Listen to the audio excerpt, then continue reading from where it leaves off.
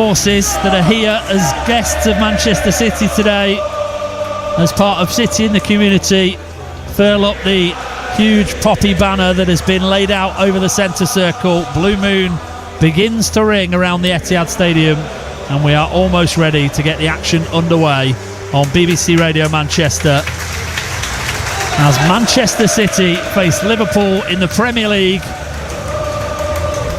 These two who have made the title theirs and nobody else's over the last 8 seasons. City have come out on top more often than not with 6 of those, but it is Liverpool who currently hold the trophy, and both want to be top of the table come the end of the season again, although this time they have Arsenal to worry about as well. We are underway with Liverpool getting the game started, going from right to left in this first half. City in their traditional blue shirts, white shorts and blue socks, going from left to right in this first half, with Gianluigi Donnarumma in goal, a back four of Matheus Nunes, Ruben Diaz, Josko Vardiol and Nico O'Reilly.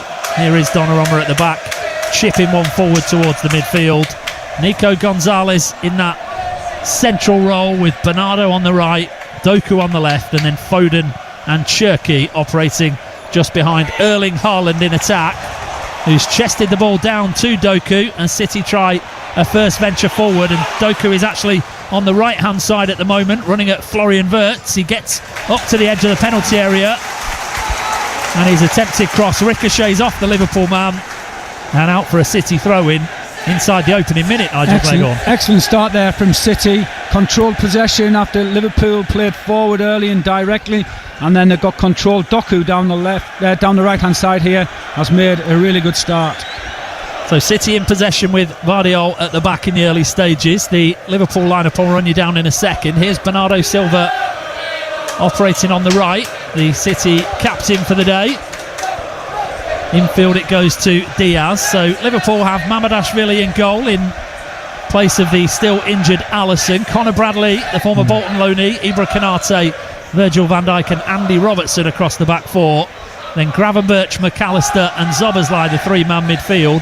Szoboszlai will get further forward, of course, between Salah on the right and Wirtz on the left, with Hugo Ekitike leading the line.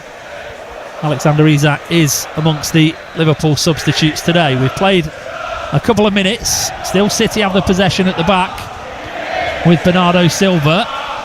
Into the feet of Nico. Now back to Diaz. Everyone getting an early touch. Now City try and get comfortable on the ball on Remembrance Sunday in the Premier League. Manchester City against Liverpool at a packed Etihad Stadium on Radio Manchester and on BBC Sounds. And Nico goes very deep, doesn't he, Nigel, to get on the ball. He's almost in between the two centre-backs there, just trying to get on the ball and dictate the play early on. Yeah, they do that. The centre-mids, they just drop in, make it a 3. If Liverpool are pressing with a 2, they try and get the one-man overload at the back so they can build out. It looks like, to me, you're playing a 4-2, then a diamond. So with Doku tucked in and Cherki tucked in as well, with Foden in the middle with the 2 holders. But it's quite fluid, but that's how they look like the line up, and the width is given by the full-backs at times. Yeah, so you've got Doku out there on the left-hand side at the moment. Cherki is over here on the right. Foden and Bernardo in the middle. And here's Nico O'Reilly. Good charging run forward by him. He's caught, is he, by Gravenberch? Yes, he is. And that's a free kick to Manchester City around about halfway inside the Liverpool half. Yeah, Bernardo and Nico are just occupying the space in front when City are out of possession, occupying the spaces in front of the back four. When they're in possession, they still stay there with the Doku coming inside and Cherki coming inside, so they're really putting a lot of players in that middle of the pitch to make sure that Liverpool can't dominate in there. City come into this game, of course, in fine form. Just one loss in their last 13 games. Imperious form at home as well. And after that early wobble in the Premier League that saw them lose a couple of their opening games to Tottenham and to Brighton, they seem back on course. Arsenal's draw at Sunderland last night has really given everyone here a bit of a fill-up and a bit of belief that the gap can be closed today. Yeah, I think they have as well. Sunderland being the side I followed when I was a kid. Well, I knew it'd give you a boost, yeah. Give me a boost. I mean, they were excellent yesterday, Sunderland. Not so much football-wise, but how they wrestled Arsenal into submission was unbelievable. City have won another free kick just inside the Liverpool half, taken quickly, going from right to left as they move the ball from one side of the pitch to the other. Here's Vardiol at the back for City. Short pass into the feet of Doku, who's got time to turn and picks out O'Reilly down that left-hand side. Good cross into the area from him. Uncomfortable touch away by Konate. Doku still going, wriggling his way into the area, and eventually it's McAllister back there who hooks it away to safety. City have started this game much brighter than they did against the Dortmund on Wednesday night.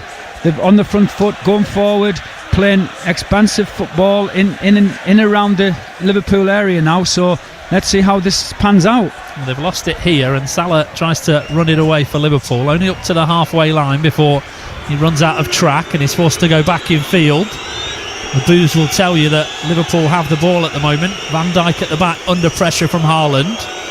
Picks out Konate, his centre-back partner, and then a header from Szoboszlai has ricocheted off Bradley into touch, and that'll be a City throw-in on the halfway line. Well, it started brilliantly. Doku looked really, really bright down either side.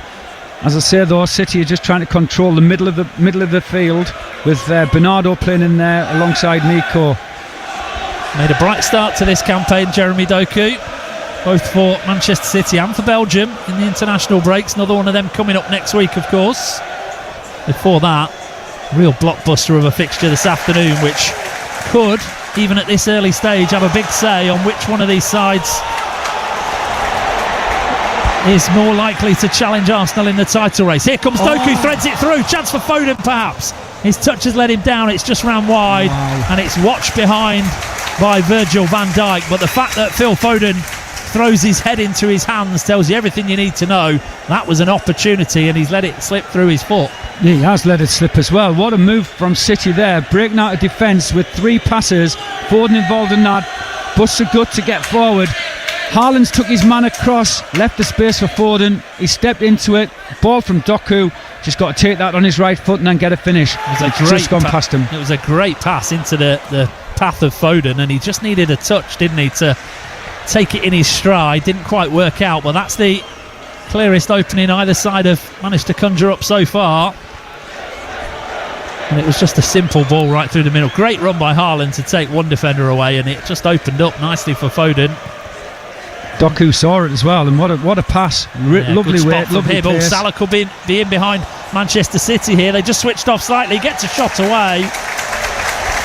Didn't catch it well in the end, and it was an easy take for Donnarumma in between the sticks. Yeah, Nico O'Reilly's going to have a bit of a job on out there with a very experienced, wily old cat out there. So it's going to be very interesting watching how he handles Salah. City's defence just switched off slightly there. It was a long ball towards Ekitike, and there was no way he was going to win it, but nobody tracked the run of Salah. He almost got in behind. So perhaps a little warning for Manchester City at one end after a bright opening at the other. It is intriguingly poised. 8 minutes in on BBC Radio Manchester. 0-0 the score.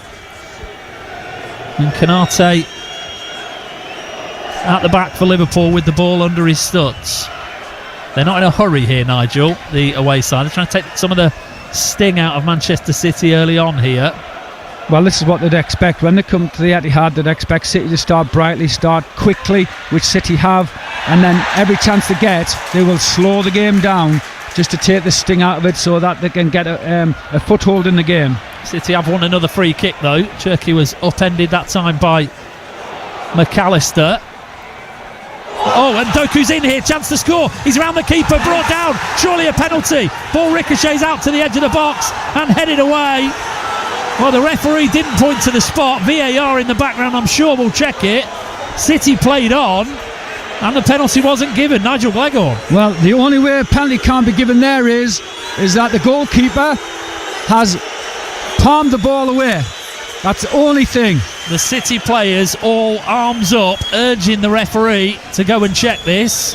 I'm sure VAR in the background are doing just that right now. It was a wonderful run down the left by Doku. Two Liverpool defenders ran into each other. He took it away. Did Mamardashvili catch Jeremy Doku there? That is the question. Yeah, he's caught him on the left foot, hasn't he? As he took the balance. Well, the referee is going to come over and have a look at the screen. It's just the tiniest of touches, but it's enough for Jeremy Doku to hit the ground, and it should be a penalty to Manchester City. Chris Kavanagh has come across to have a look at the screen, so VAR will check this. Minimum touch, Bill, but just knocked him off balance, I would say.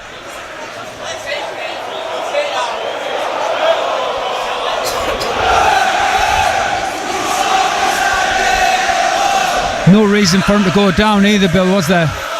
Well, McAllister is diving in to make the challenge. Would Doku have got to the ball? I think there's a good chance he can finish that if he isn't caught by the goalkeeper. Let's see what the referee thinks. He's still watching the screen. If it takes this long, there's doubt. When you see it here, it doesn't look like there's much doubt. Well, with these big decisions, you want to get them right, of course. Let's see what the referee's got to say. He's just watching everyone away before he gives us his decision.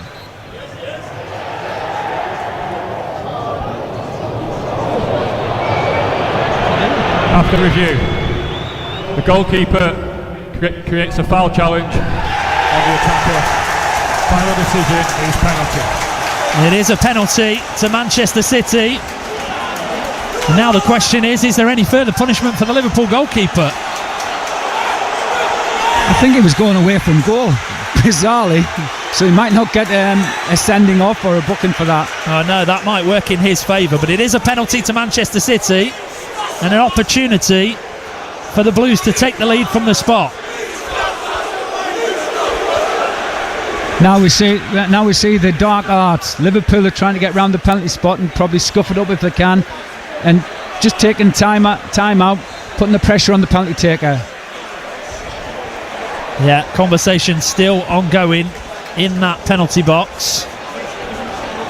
Referee Chris Kavanagh eventually ushers them all away, and it will be Erling Haaland, who's already scored 18 times this season, trying to add to his tally against City's big rivals. Number 9 places the ball down on the spot. It'll be Haaland against Mamardashvili in the Liverpool goal. Referee blows his whistle. 3 steps back from the big Norwegian. Up he steps, left-footed, saved by the goalkeeper. Mamardashvili down to his left, gets a strong hand on it. It was a good penalty from Erling Haaland, but it's a great save from the Liverpool keeper. Yeah, I'm wondering what's happening here, Bill. Has he moved too early, been off the line? Is it a retake? I'm not quite sure, but yes, it was a fantastic save because it was low to his left and didn't half get across, and it was a good pen. It was fast along the floor, and I'm just wondering, has he moved early? I don't think he moved early. He did hit the crossbar before Haaland took it, and it was still moving. I wonder if that was maybe the protest from some of the players. Anyway, it is not a retake, so Mamardashvili saves the penalty from Erling Haaland, and Liverpool have survived an early scare at the Etihad. City have missed a golden opportunity to go in front. Yeah, it was a good save. It was low to his left, and it was hit well, and he's got himself out there, extended an arm and saved it. But City now just need to regroup. They've been the better team, they've started the better of the two teams, and just need to get themselves back on and play as they were before that happened. Yeah, carry on as you were. 0-0 the score on BBC Radio Manchester. The Blues on top, although the frustration is now coming from the stands as City give away a free kick just inside the Liverpool half. 0-0. What a start to the game we've had here. Doku caught on the left ankle by the foot of Mamardashvili. Referee had a look at the screen, got the decision right. It's definitely a penalty. But did you see Mamardashvili just hit the crossbar as he was trying to make himself big before Haaland took it? I just wonder whether that's entirely in the spirit of the game? There's nothing in the spirit of this game. It's about winning. This is the dark arts. This is what goes on in professional football. Trying to put the penalty taker off whenever you can, or your opponent. It doesn't matter, all over the pitch. Well, there's a ball through. It's behind Bernardo. Might yet ricochet into his path. Van Dijk gets to it first. He's caught by Bernardo, and it'll be a free kick to Liverpool inside their own penalty area. I understand what you mean, Nigel, and the goalkeeper can dance about on his line all he wants, try and put the penalty taker off. But when he's actually hitting the crossbar to make it wobble, I mean, that's another step entirely, isn't it? Well, I'm not sure. It's up to the referee. If it's not against the laws, then there's no problem with it, is there? You know, I wouldn't mind it happening at this end. I just hope that Liverpool don't get a penalty so we can prove it. Yeah, maybe it could happen in the second half instead. Yeah, that'll do. Right, Liverpool get the play restarted with a free kick inside their own box. So 0-0. And it's the team all in red who have the ball at the moment on their right-hand side. But last touch off Gravenberch, so it's out for a City throw-in. And they're desperate to get the play restarted quickly here. Liverpool just can't get any flow to the game. City are pouncing on them at every moment, every pass. At the moment, City have started really well in and out of possession. Yeah, there's no doubt who's been the better side so far. That is the Tide in sky blue. But they haven't got the lead perhaps that they deserve for that, because Haaland's penalty was saved by Mamardashvili in the Liverpool goal. 0-0. Here's Diaz at the back for Manchester City, who was honoured at the Northwest Football Awards this week as the Premier League community champion for the work he and City do in the community. Real example on and off the field, Ruben Diaz at the heart of that Manchester City defence today. He's one of the 3 changes they've made coming into the team. John Stones among those who miss out. Always done a lot, Bill, in the community city. I remember when I was here, I was chairman of a vice chairman or whatever of a branch. I just can't remember the branch. Yeah, it remains an important part of the club, even though they've grown astronomically as a global force. Their connection with people here in Manchester remains. Header forward by Konate is over the head of everyone. That'll bounce into touch on the City left-hand side. Play quickly restarted by Nico O'Reilly into the feet of Josko Vardiol. I think City play better when there's real tempo in the game, Bill. And we're just starting to slow it down now. City just starting to slow it down a little bit now. Yeah, City started with a real zip in their passes, didn't they? And it's maybe just slowed a little, although there is a opportunity for them to get on the front foot here again with Jeremy Doku up to the edge of the penalty area, pulls it back, chance for Turkey, left foot effort over the bar, it took a deflection, corner. Absolutely queuing up there. Down that left-hand side, Doku has been really good. He's come inside there. He's played the ball into Foden, who just let it run to Cherki. He's 18 yards out and just took a deflection over the bar. But City, when they play quickly, don't get the ball forward into dangerous areas. Well, I was going to say he's got to score, but it was Konate who actually got a good block in the end to deflect it away for the corner. Here it comes, in-swinger on Mamardashvili's goal. Konate up to head it away again. He's been busy at the back for Liverpool so far, and then Nico trying to put it back into the mix has put it behind for a Liverpool goal kick. They'll take their time over this. Should he have done better, Cherki, Nigel? What do you think? I thought he did well. He got the ball out of his feet pretty quickly, and he was closed down very quickly, and he tried to get a shot off as quick as he could. It was blocked anyway, so he got a corner out of it. So it was just nice to see City having so many people in and around that area. Yeah, it has been pretty much all Manchester City so far this game. Liverpool haven't really been able to get any kind of attacking threat so far. That one tame effort from Salah, which was easily held by Donnarumma in the Manchester City goal. They just can't get any flow into their game. City are on them very quickly, and when City are breaking, they don't get the ball out to Doku quickly and then exploit down that left-hand side with Doku. Here's Mamardashvili. He's under pressure from Bernardo again. Goes long with his left foot. Headed on by Wirtz. Neat little link up between him and Robertson down the left. And now Wirtz tries to lay one through to Ekatike. Doesn't come off this time. Oh, but that's a fortunate ricochet. And Ekatike's got the ball back for Liverpool. Now Robertson on the left-hand side. Blue shirts getting back behind the ball to make life really difficult for Arne Slot's side, who will reset and go across their back four instead.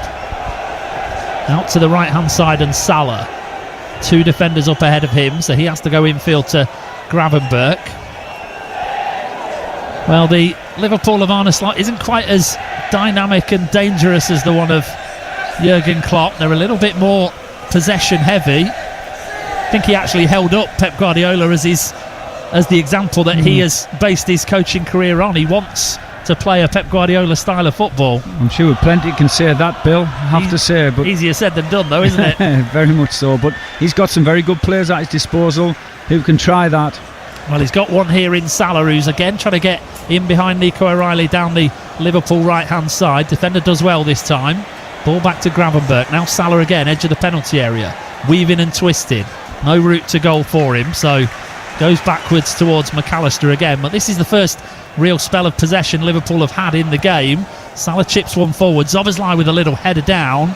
Doesn't quite reach Florian Wirtz, and Guardiola heads it away for City, and eventually it's hooked clear by Bernardo. I think that's where Liverpool are their most dangerous, Bill, when they're trying to play balls in behind quickly, when there's space for Salah to run into, or Etikiti to run into.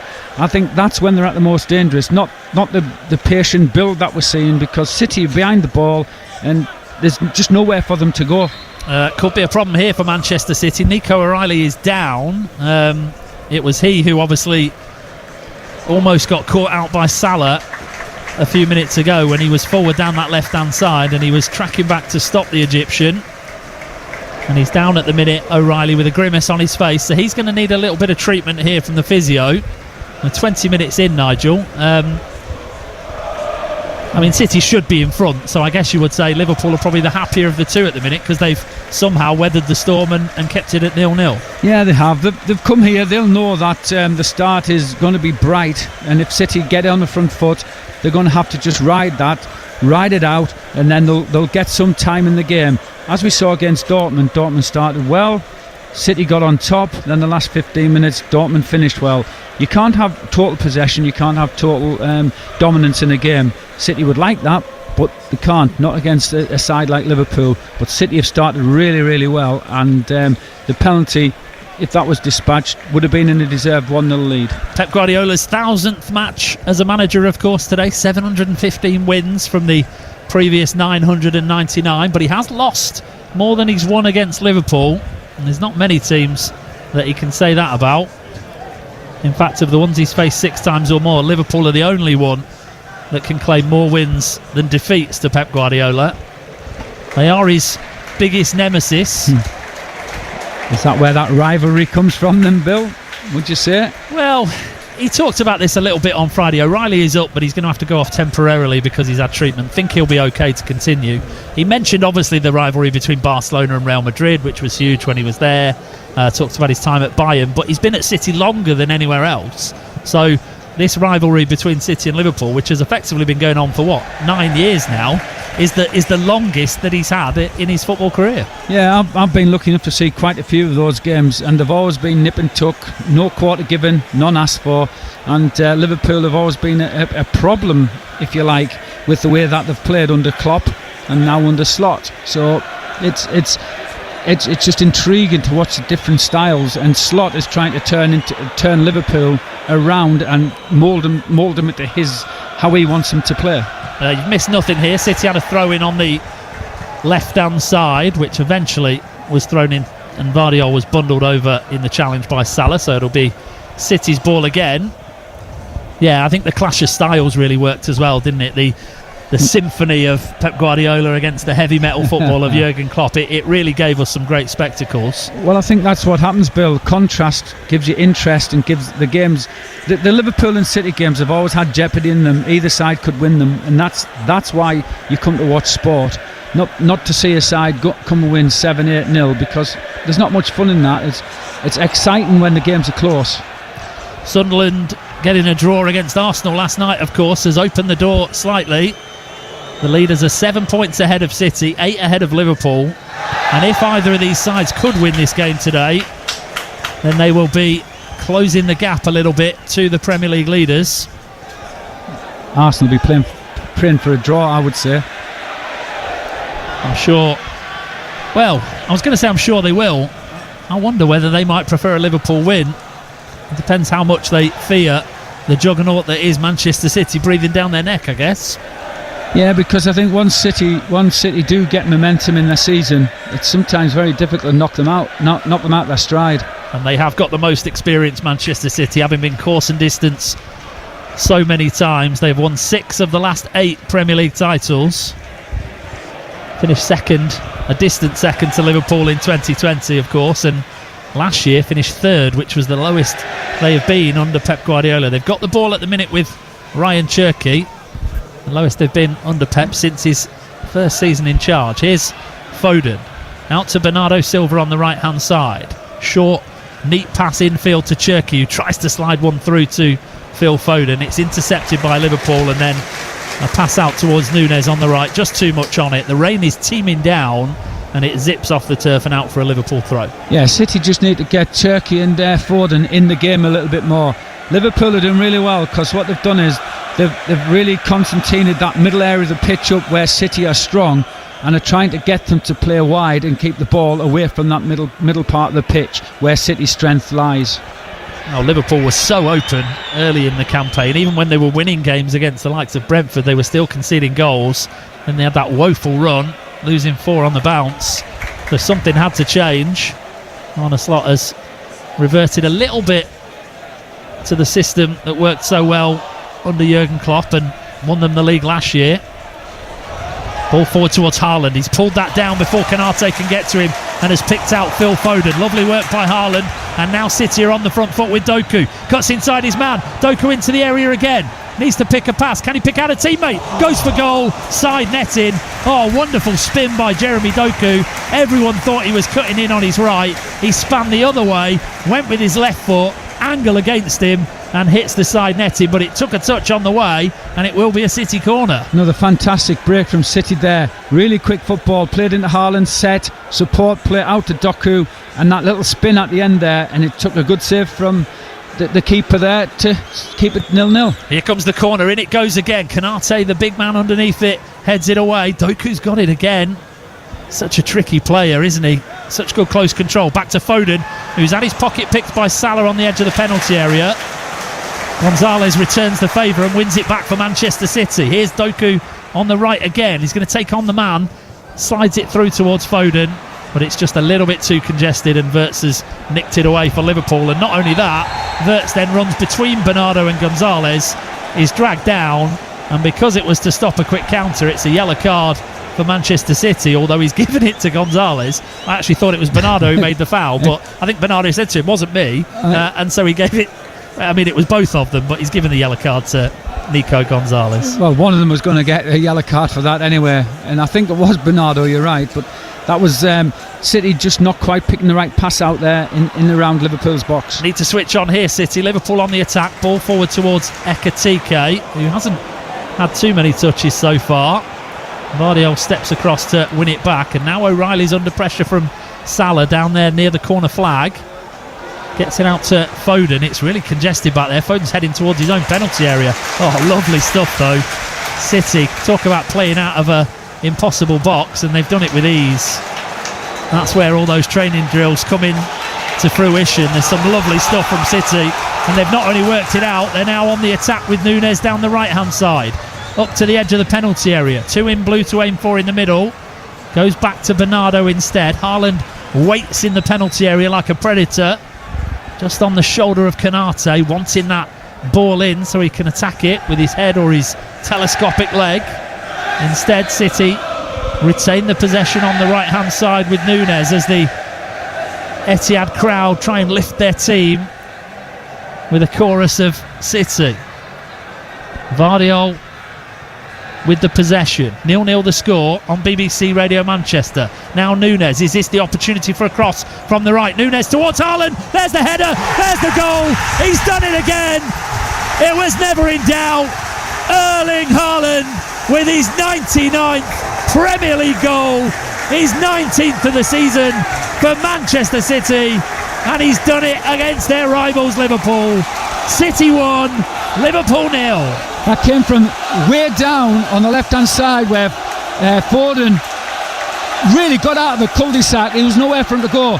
They broke, they played quickly, they got to Liverpool's box, then controlled possession, got it wide, and then what a ball in. And the interesting part was the Liverpool defender just got a little flick on, and Haaland was still above it, and it hit the flick, hit him on the head and looped over the keeper.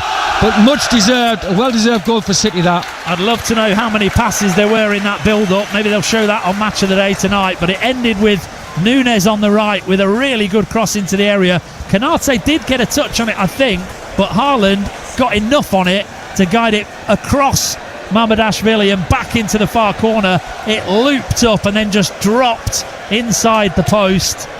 It's not his most conventional of finishes, but they all count. And it's another one to the Erling Haaland tally. He kicks the corner flag in celebration. The Etihad erupts and City have their lead. City have deserved that, Bill. They've been a better side throughout. They've had little threat. Liverpool have had little threat in the game.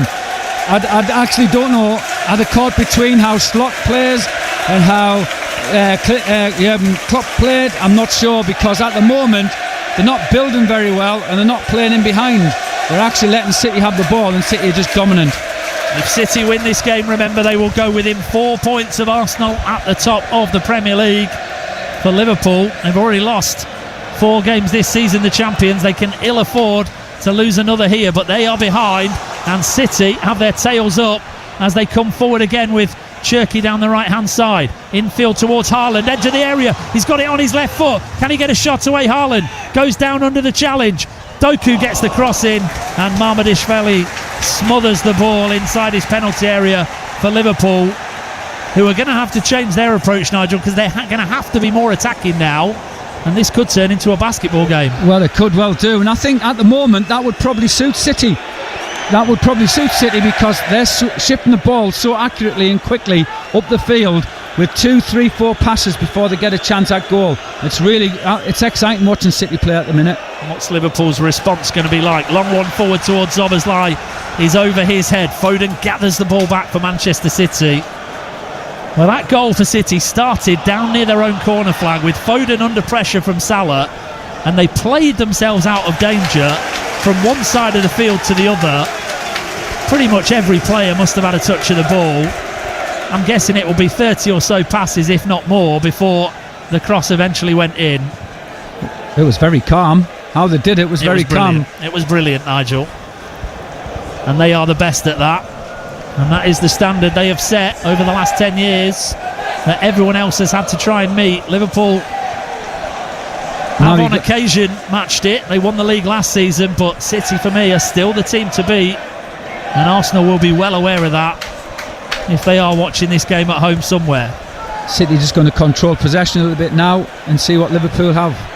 Well, they've won the ball back on the halfway line, although Van Dijk has been penalised here for the challenge on Ryan Cherki. Free kick to City, just inside the Liverpool half.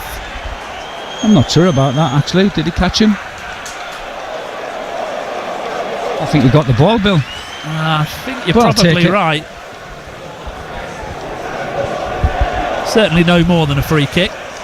There were 1 or 2 in the stands baying for a yellow card after Bernardo got one before, but not really. He got a piece of the ball, though, Bill, didn't he? But it is a free kick to Manchester City, which Bernardo will take short and into the feet of Nico.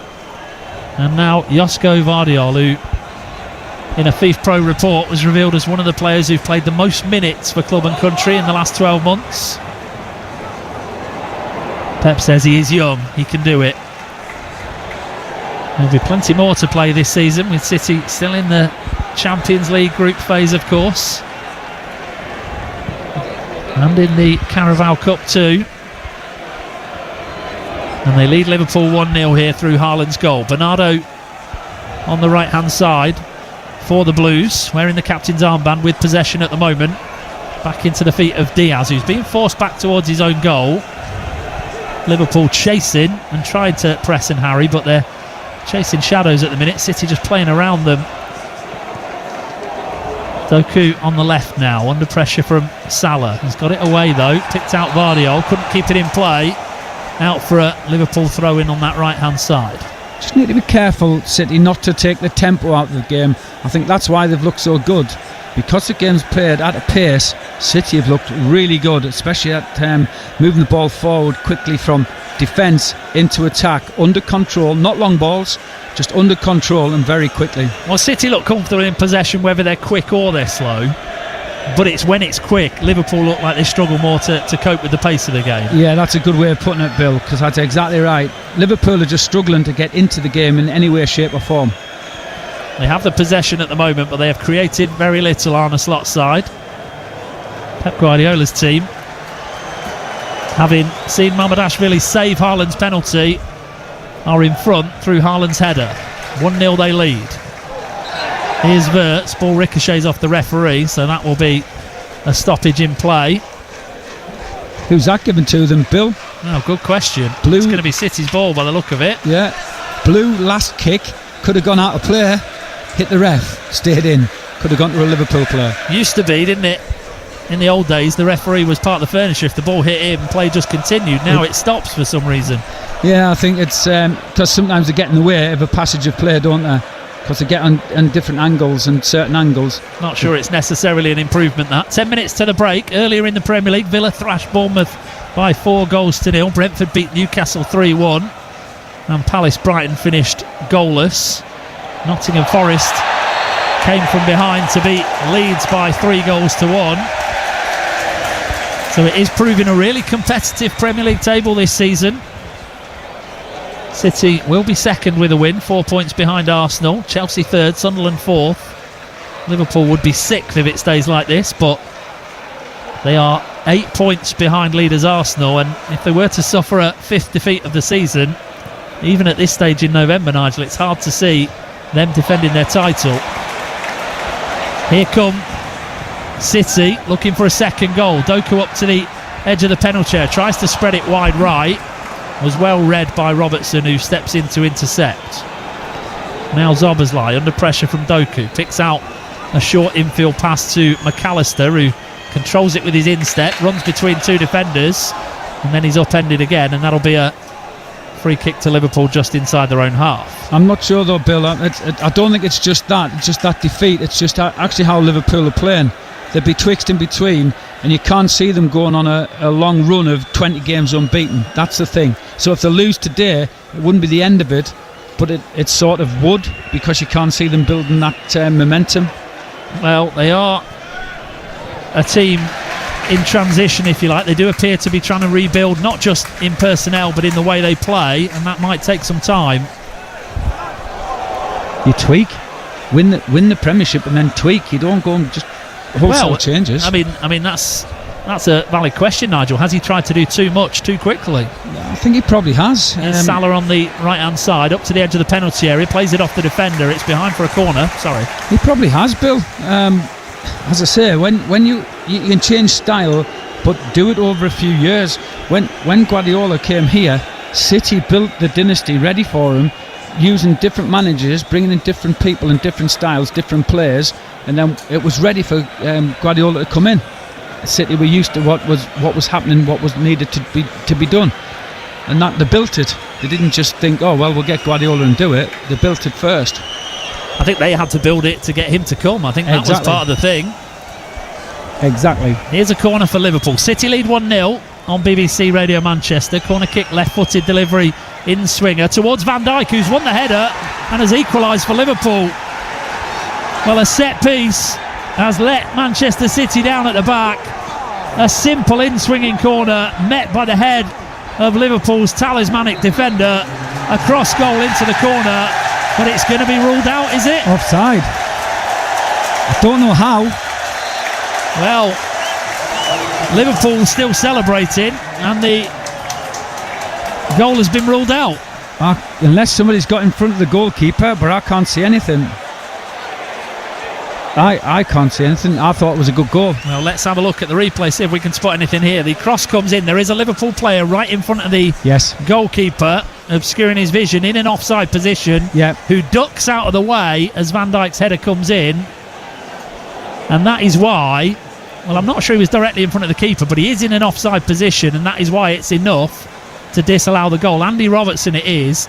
He ducks, the ball goes right over his head, and that is why it's enough of a reason to disallow the goal. So Robertson tried to get out the way, but he's offside, and so the goal doesn't count. Fine margins, and that's what you get when the ball comes in. You clear that the area of the pitch quickly off your line. You clear it quickly, and you leave people in who are offside.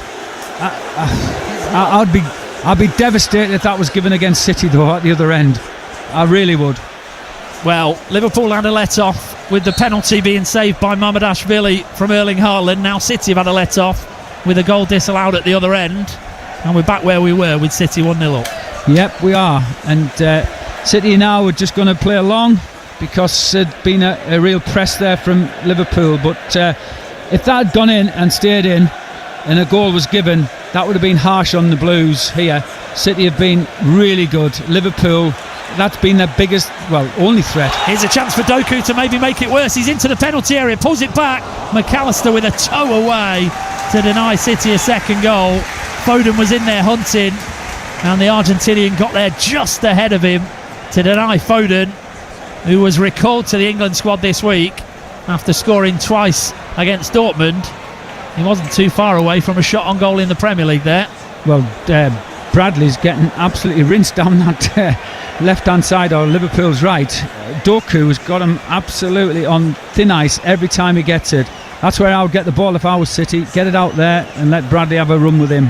Well, Conor Bradley kept Vinicius Jr. incredibly quiet the other night. He had a brilliant game against Real Madrid. So by that rationale, Doku must be better. That's going to be a yellow card for Cherky. Is it Cherky or is it Bernardo? Somebody's caught Florian Wirtz down there. Yeah, it's Bernardo Silva, who didn't get the yellow earlier, so he's all right. Well, I think they're just two different wingers, aren't they? It's a poor challenge by Bernardo, and Wirtz was getting away. So yellow card for Bernardo Silva, good one to take from his perspective. But yeah, by that rationale, Doku's obviously better than Mbappe and Vinicius, isn't he? Or he might just be different. Well, he's certainly causing Liverpool more problems. Yep, he is. But that's because Vinicius Jr. is really, really quick. Doku stops and starts all the time. Vinicius Jr. runs, he's off. Salah's offside there. The referee, the assistant, hasn't put his flag up, so play continues. I'm fairly certain Salah was offside. Here come Liverpool with Wirtz. His shot is charged down. Now Ekitike. Back to McAllister, chips one in, headed away. Foden hooks it clear. Now, do they check that now, or does play just continue because it doesn't matter? Because he was clearly offside, Nigel. Why don't they just put the flag up? He was absolutely 2 or 3 yards offside. So, in that passage of play, if either side had scored there, would have gone to the monitor and said it's not a goal? If they'd scored, they'll go and check it. But because they didn't even get a shot away, play just continued. It's madness. It's bizarre. It is bizarre. Anyway, City lead 1-0. 4 minutes to go until half-time. The voice of Nigel Gleghorn, the former City and Stoke midfielder, alongside myself, Bill Rice. City have been good value for this 1-0 lead. They could probably argue they should be further in front. They might be. Here's Nico Gonzalez. Shot deflected. Corner kick. Slot's got some work to do at half-time, I have to say. Liverpool are absolutely punch-drunk at the moment. City are just controlling this game back to front. And when they play quickly, they look really, really dangerous. But then they control the game, then they quicken it up again. And Doku down that left-hand side has been absolutely unbelievable. He's beat Bradley on numerous occasions, and that's because Salah doesn't work back. So Salah plays as a wide striker, if you like, leaving him exposed. Riley goes down that side, and so does Doku, 2v1 all the time.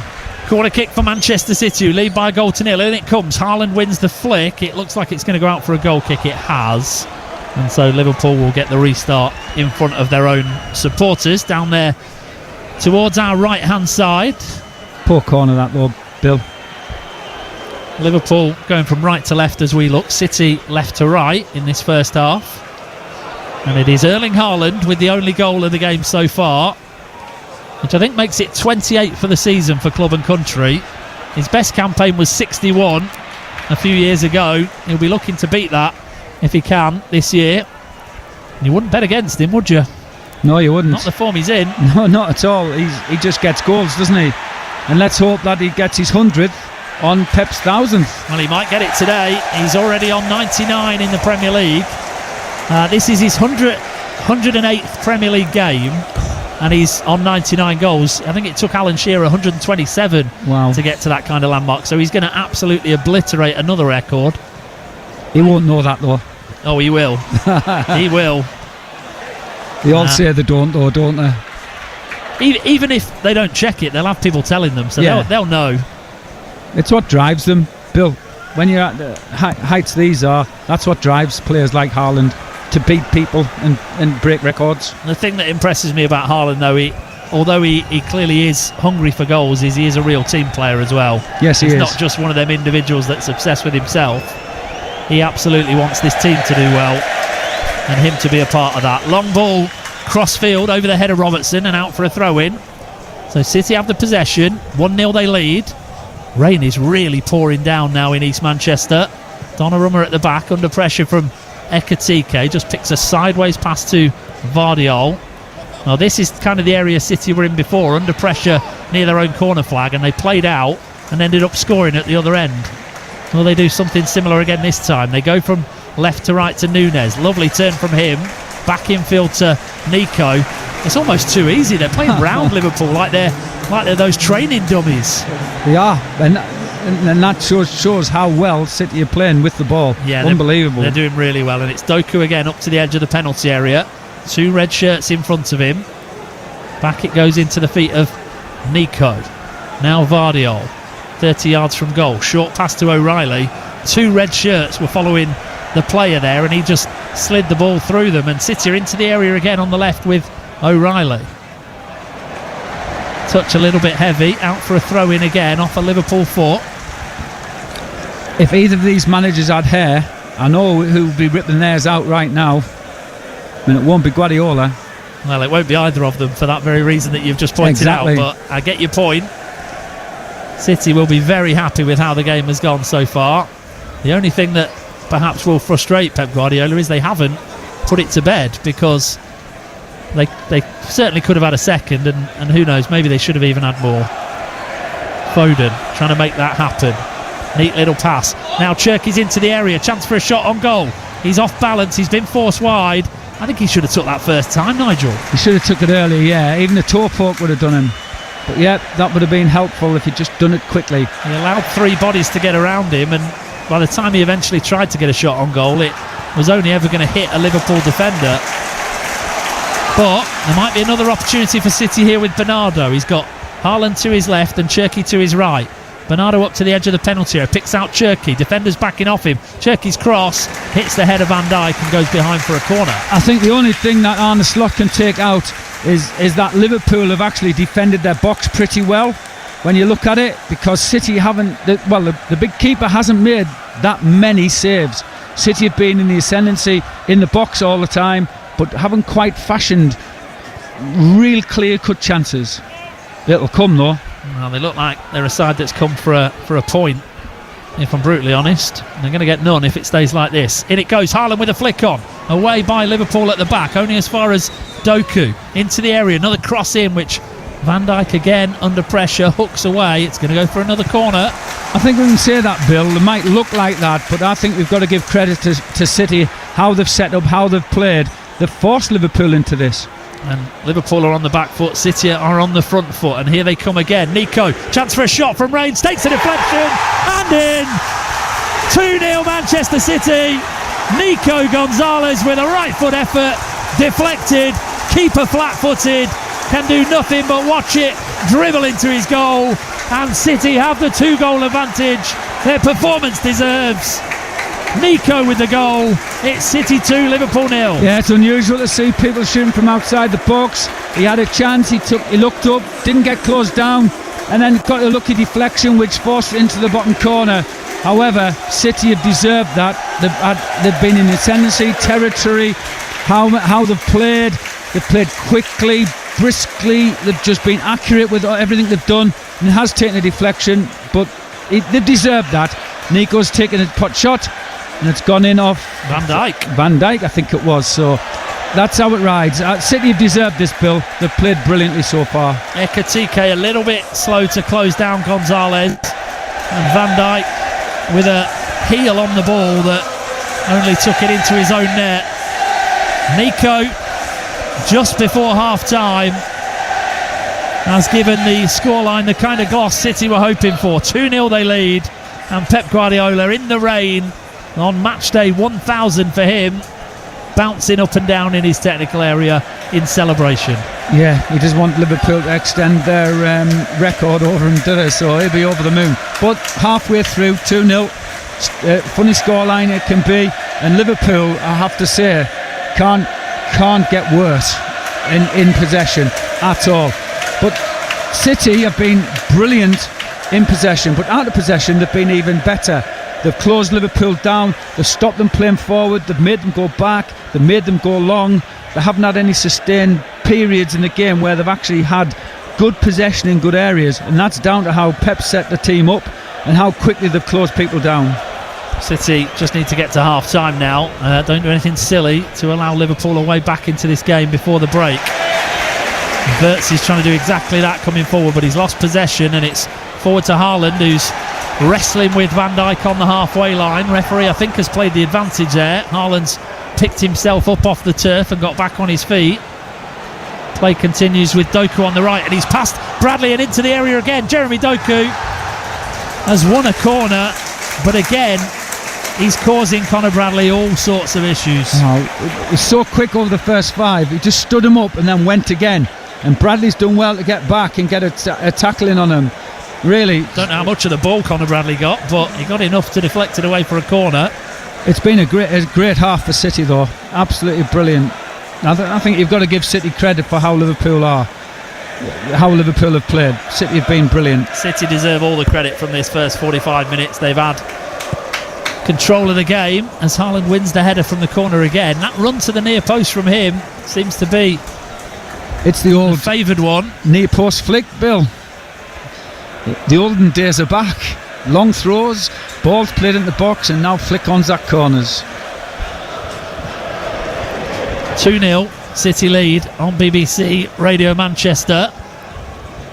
We've played 51 minutes, 7 minutes added on at the end of this first half. I don't know where they came from. Well, he had to walk over to the television, which took a while, then he had to announce it, which took a while. And then there was a penalty, and then another vision down here when the goal was scored. So it all mounts up when you're looking at monitors. It does, and that's why the era of the 90-minute game seems pretty much a distant memory. We have games going on for 100 plus minutes these days. We've had a 52-minute first half here, but the most important thing is that City have scored twice and they lead Liverpool by 2-0. Haaland with the first. He saw his penalty saved by Mamardashvili after Doku was caught by the keeper in the area, but still headed City in front, the big Norwegian. And then that deflected Nico shot has doubled City's lead. Looks a long way back for anyone from 2-0 down against Manchester City, even the Premier League champions. Especially in this mood. And there goes the whistle from referee Chris Kavanagh to at least end Liverpool's suffering for now. Manchester City imperious in the first 45 minutes here at the Etihad Stadium. Despite Mamardashvili saving Haaland's penalty, the Norwegian didn't let it affect him as he headed City in front, and Nico's deflected effort has doubled City's advantage. You can't say they don't deserve to be 2 in front. In fact, it could and maybe even should have been more. They are on course for all 3 points and to narrow Arsenal's lead at the top to just 4. It is Liverpool 2, it is Manchester City 2, Liverpool 0. Yeah, outstanding half from them, Nigel. Sorry. Yeah, sorry, no problem. I think you can summarise it in one sentence. Not one Liverpool player would get into Manchester City's team today, the way City have played.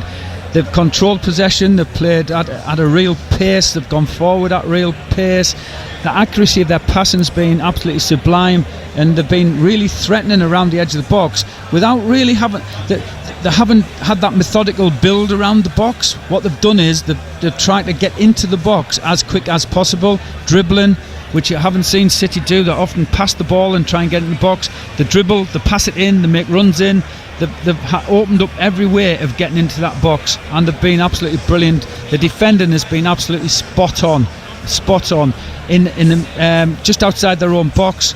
They're very compact, but the high press has been excellent. and Liverpool just haven't been able to get any momentum or flow into the game. The best they've had is probably 3 passes in any one moment, but they've just been excellent, City. They've been great to watch. Yeah, they certainly have. And Nico's goal just before half-time as well kind of gives them the scoreline which they deserve. I mean, 1-0 didn't really seem right at half-time.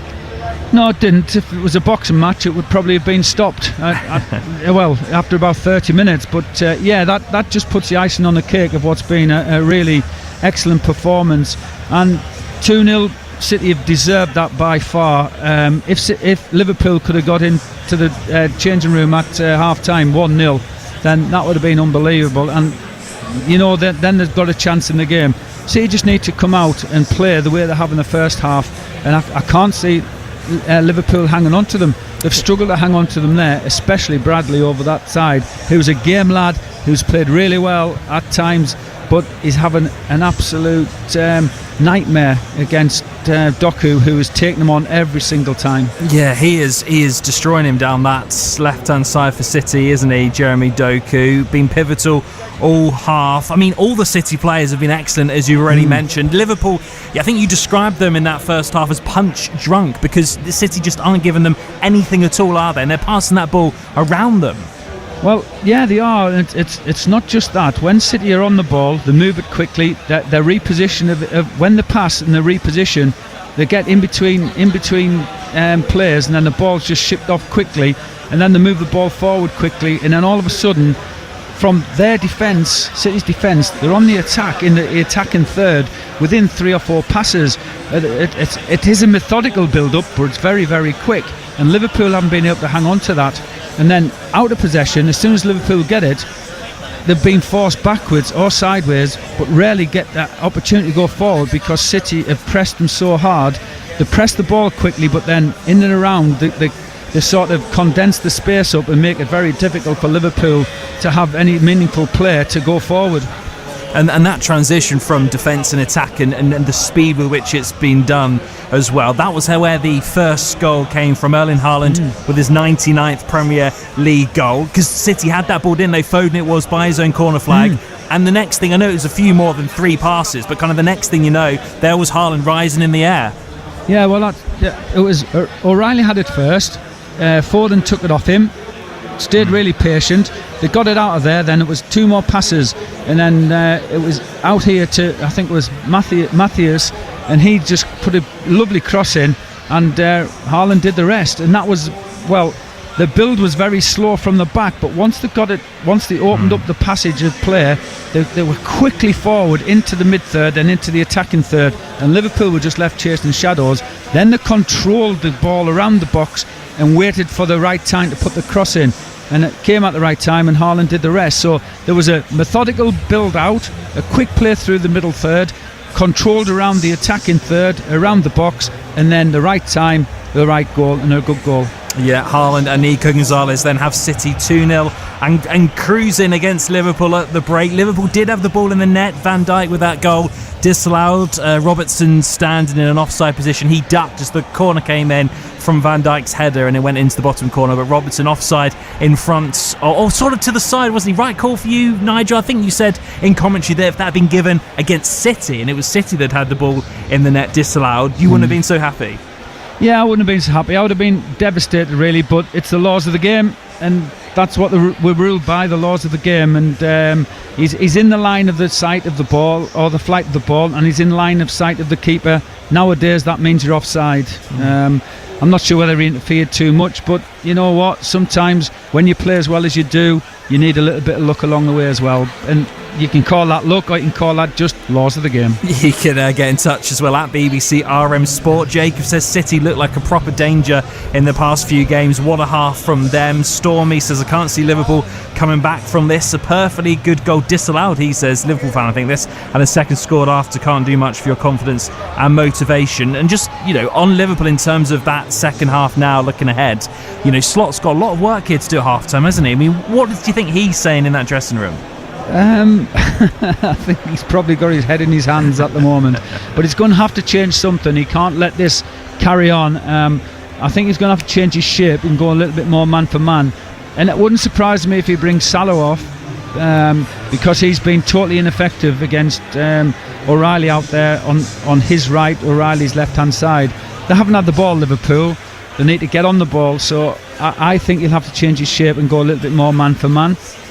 City have played what I would class as a 4-2, then a diamond in front of that with Doku and Cherki coming in off the line and playing in and then going out at the right times to make sure that they've got some width as well. So they've controlled the middle of the pitch, which is generally what the modern day game's about, and then they broke wide when Doku decides I'll go wide now and play 1v1. So when they get control the ball, they do that. But Arne Slot has a lot of thinking to do how he is going to arrest control of the game in the middle of the pitch, in the middle third from Manchester City, because City have been absolutely unbelievable in there and ruthless. Yeah, Chris on X agrees. He says, so far the boy wonder Nico O'Reilly has handled one of Liverpool's best attacking forwards in the world like he isn't even there.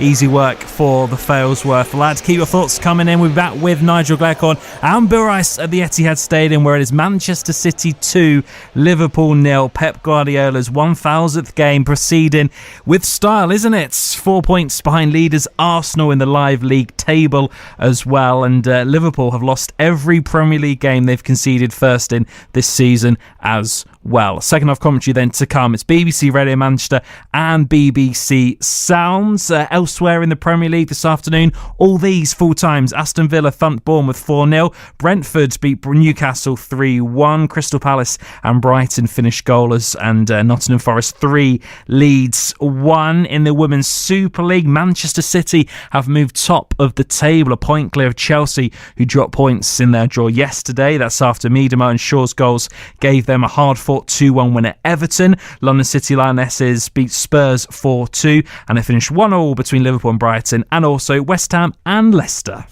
The Joe McGrath Breakfast Show.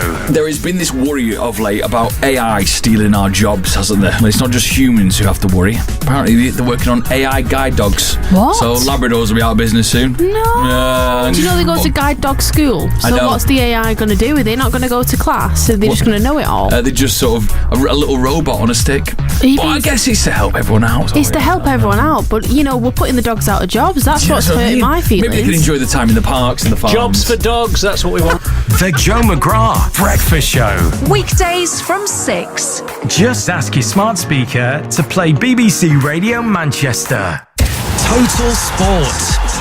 BBC Radio Manchester. Where it is Manchester City 2, Liverpool 0 at half-time in your Premier League Total Sport commentary. Second half to come. Earlier then, Manchester City beat Everton 2-1. They're top then of the WSL. Let's hear from Bunny Shaw, who got their second goal. I think it's massive. I think for us, we always say we just focus on ourselves, because I think at the end of the day, we have to focus on what we can control, which is our performances on the pitch, and I think that's what we've been doing. But yeah, I think to be in and around the table, the top of the table, is a good feeling. Does it feel like something special is starting to happen with this team this season? Yeah, definitely. I think there's a mentality shift compared to last season to this season. We don't care this season. We just need the 3 points. And I think compared to last season, I think we fell short in a couple of the games. But this season, it's the mentality, I think, is the biggest thing. What's changed that mentality? Is it simply change of manager, or something changed within the players' minds as well? I think we had a setback last year, obviously. No Champions League. And I think we sat down as a group at the end of last season and had a thorough conversation amongst ourselves, and we're an honest group and we hold each other accountable to high standards. And I think coming into pre-season, that's something that we definitely drive in every training session, every small-sided games we play. We want to win and we want to get better, and I think it's showing in the games now. Manchester City's Bunny Shaw with the BBC's Joe Curry. So City then top of the Women's Super League, a point clear of Chelsea, who dropped points yesterday. City 21 points, Chelsea on 20. Manchester City men as well. It's a good afternoon so far for them. 2-0 up against Liverpool. They'll be 4 points behind leaders Arsenal. Second half commentary on the way on Total Sport. Tomorrow, by the way, you can have a say on all the weekend's action with Gaz and Emily on Total Sport between 6 and 7 p.m. There'll also be a new Devil's Advocate podcast too with Gaz and Joe. I'm sure they'll be talking about that dramatic finish at Spurs yesterday. Perhaps also too that injury to Benjamin Sesko, subbed off and then on and then off after picking up a knee injury. So with Mbumo and Ahmad off to the African Cup of Nations in December. Afterwards, boss Ruben Amorim was asked whether he'll add to his front line in January. We have to check everything. We have to check what's happened with Ben. So of course we are going to have a problem there, but we already knew. Then you can prepare that in the summer, but then you have a lot of players that are not going to play because it's 1 game per week. So the manage of that situation is going to be hard, but let's see when the window is open if we can improve the team and trying to repair something that happened. Until then, we have to take the chance. There's more from Ruben Amorim right now on BBC Sounds. Just search for Manchester United and click subscribe. And a reminder, there will be a brand new Devil's Advocate podcast on that feed tomorrow afternoon as well. Perhaps, speaking of injuries as well, let's hear from the Stockport County boss Dave Challoner, who's gave us an update too on the fitness of their star midfielder Ollie Norwood. County thumped Luton lost 3-0 to Luton yesterday, but it is big news with the absence of Norwood, out for at least 6 weeks after being rushed to hospital on Friday during training with a blood clot which he sustained after an innocuous challenge. Let's hear it from the boss. He again made a tackle in training yesterday, finished training, was having his lunch, felt some pain in his calf, went down to ice it, got 1 single stud mark on the inside of his calf from a tackle that he made, to be fair, and the stud must have clipped a blood vessel, an artery or something, caused a bleed inside of his calf, was taken to hospital. They sort of tried to give it some time, put him on medication to try and ease it. Didn't ease, so had emergency surgery last night at 7 o'clock. There was a clot, so they've removed the clot from his calf. That's still open. They leave it open for 48 hours or so to try and see if any other bleed sort of has to drain out, but doesn't affect the aftercare in terms of what that looks like. He'll have that stitched back up again either tomorrow or Monday, be in hospital for a few days, and then hopefully back with us next week. But obviously recovery from surgery is probably going to be a couple of weeks either side of plus or minus of 8 weeks, so 6 weeks probably at best. It's certainly a non-football injury that no one's seen before in football, but we'll see how things sort of develop and pan out, but it's certainly not going to be a couple of weeks. Stockport County boss then on the injury news to their star man Ollie Norwood. You want more from all of our EFL reactions from Saturday's games? You can find them on BBC Sounds right now. If you're a Stockport County fan, for example, just search for Stockport County and you will find Dave Challoner's post-match thoughts to their defeat against Luton. Right then, the teams are in the tunnel at the Etihad Stadium. What a 1000th game as a manager this has turned into for Pep Guardiola. Manchester City 2-0 up against rivals Liverpool. Let's rejoin your commentary team on Total Sport, BBC Radio Manchester and BBC Sounds. It is the former Blues midfielder Nigel Gleghorn and Bill Rice. Thank you very much. Liverpool emerge first from the tunnel. Bring it on down by Oasis blaring from the PA at the Etihad Stadium, and the applause tells you that Pep Guardiola's Manchester City are emerging too into some pretty heavy and dank Manchester rain, which has continued to pour this afternoon, but it won't be dampening the spirits of those City fans this afternoon, Nigel Gleghorn, because what they have seen so far has been a really good display from their side. I think the constant rain's actually helped City because it's kept a real freshness in the pitch, and the way they passed the ball and kept it, I think it's really enhanced their performance. Pep Guardiola doesn't look too happy for game 1000. He's got his hood up as he sat there on the bench getting an absolute drenching. He might be thinking, why did I ever leave Barcelona for weather like this? Well, and then looks at all these medals, he'll think, oh, that's why. Yeah, well, we know how much he loves Manchester. Might not love the rain today, but he does adore this city. It has become his home, or his second home at least. And Manchester City have found their way into his heart as he has found his way into those supporters who wear blue in the city of Manchester. We're underway in the second 45 minutes. No change from either side at the break. So City, who lead by 2-0, have the giant Italian Gianluigi Donnarumma in goal. A back four from right to left of Matheus Nunes, Ruben Diaz, Josko Vardiol and Nico O'Reilly. Nico Gonzalez just in front of them as Salah wins the ball high up the field for Liverpool into the area. Bradley's cross is deflected, ricochets into the path of Ekitike. Now Salah's shot charged down and deflected away. So City have, as I say, Nico Gonzalez just in front of the back four, then Bernardo Silva, Phil Foden, Rayan Cherki and Jeremy Doku behind Erling Haaland, who leads the line up front. It was Haaland who gave City the lead. First, his penalty was saved by Mamardashvili after Doku was caught in the area by the Georgian goalkeeper. Mamardashvili saved the penalty, but Haaland did give City the lead with a wonderful header, and then Nico doubled that advantage before half-time. They've come looking for a third here. Real chance for it as well.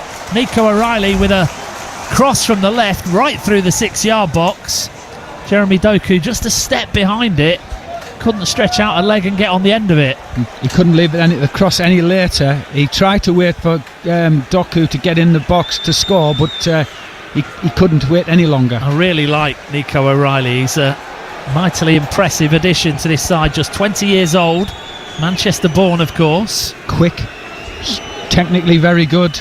Well, I mean, he'll end up in midfield, surely. He's not going to be a left-back for his whole career, is he? Well, he's playing for England at left-back, so why worry about it? He's capable. He's more than capable of doing it. Well, Pep likes footballers, and footballers can play in most positions. He's got a great engine as well, gets up and down the field. He's rangy, but he looks about 6'3" as well. So, early stages of the second half. Here's Szoboszlai trying to make something happen for Liverpool, who have tried to start this second half with a bit of urgency, but they don't look like they believe they can find a way back into this one. And I have to say, off the evidence of the first half, you wouldn't blame them. City need to keep switched on, though. Keep alert, because Liverpool have a corner here early in the second half, and the last thing that Pep Guardiola would want his side to do is to give up anything cheaply and allow Liverpool a way back into the game. 2-0 City lead. Here comes the corner. Teeming rain for Donnarumma and his defenders to deal with. In it comes towards Van Dijk. He got a touch on it, did he? There's a push, and the free kick has been given to Manchester City.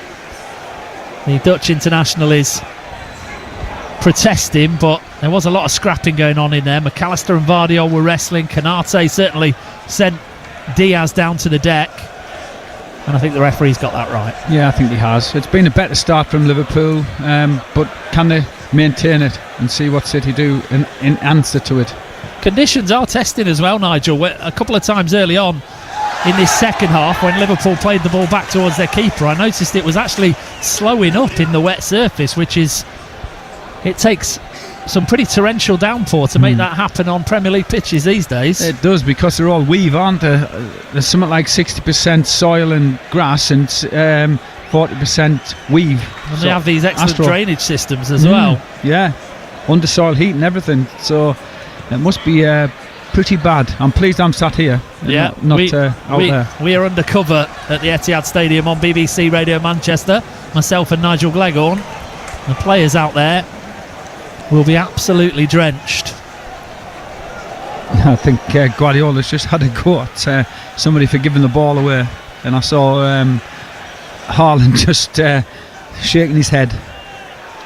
Well, we saw this against Dortmund the other night. He was absolutely fuming, wasn't he, with the goal they conceded, and they were 3-0 up at that stage. Yeah, Doku, I think it was, wasn't it? But he won't want City to make any mistakes here, because, and they might have made one here, because Salah's racing through. Donnarumma comes off his line. Salah's got the ball past him, but Vardiol has got back there and will track it away, and City have survived. I was just about to say, Nigel, you make a mistake here and it gets to 2-1, and suddenly you've invited Liverpool back into the game when you've been in complete control. And that was just a straight ball for Salah to run onto, and luckily Donnarumma was alert to it. He's come out and spread himself and done really well. But Liverpool have just changed how they play a little bit. They're starting to press a little bit higher up the pitch, and making it difficult for City to get out. I'm not sure Donnarumma made the right choice in coming out for that ball. He didn't get to it, but the covering defender, who I think was Vardiol, did and got a really important touch. Otherwise, I think Salah would have scored. He probably would have, but I think Donnarumma just probably switched him off a little bit, put him off a little bit as he came through. He's had a couple of wobbles recently, the big Italian.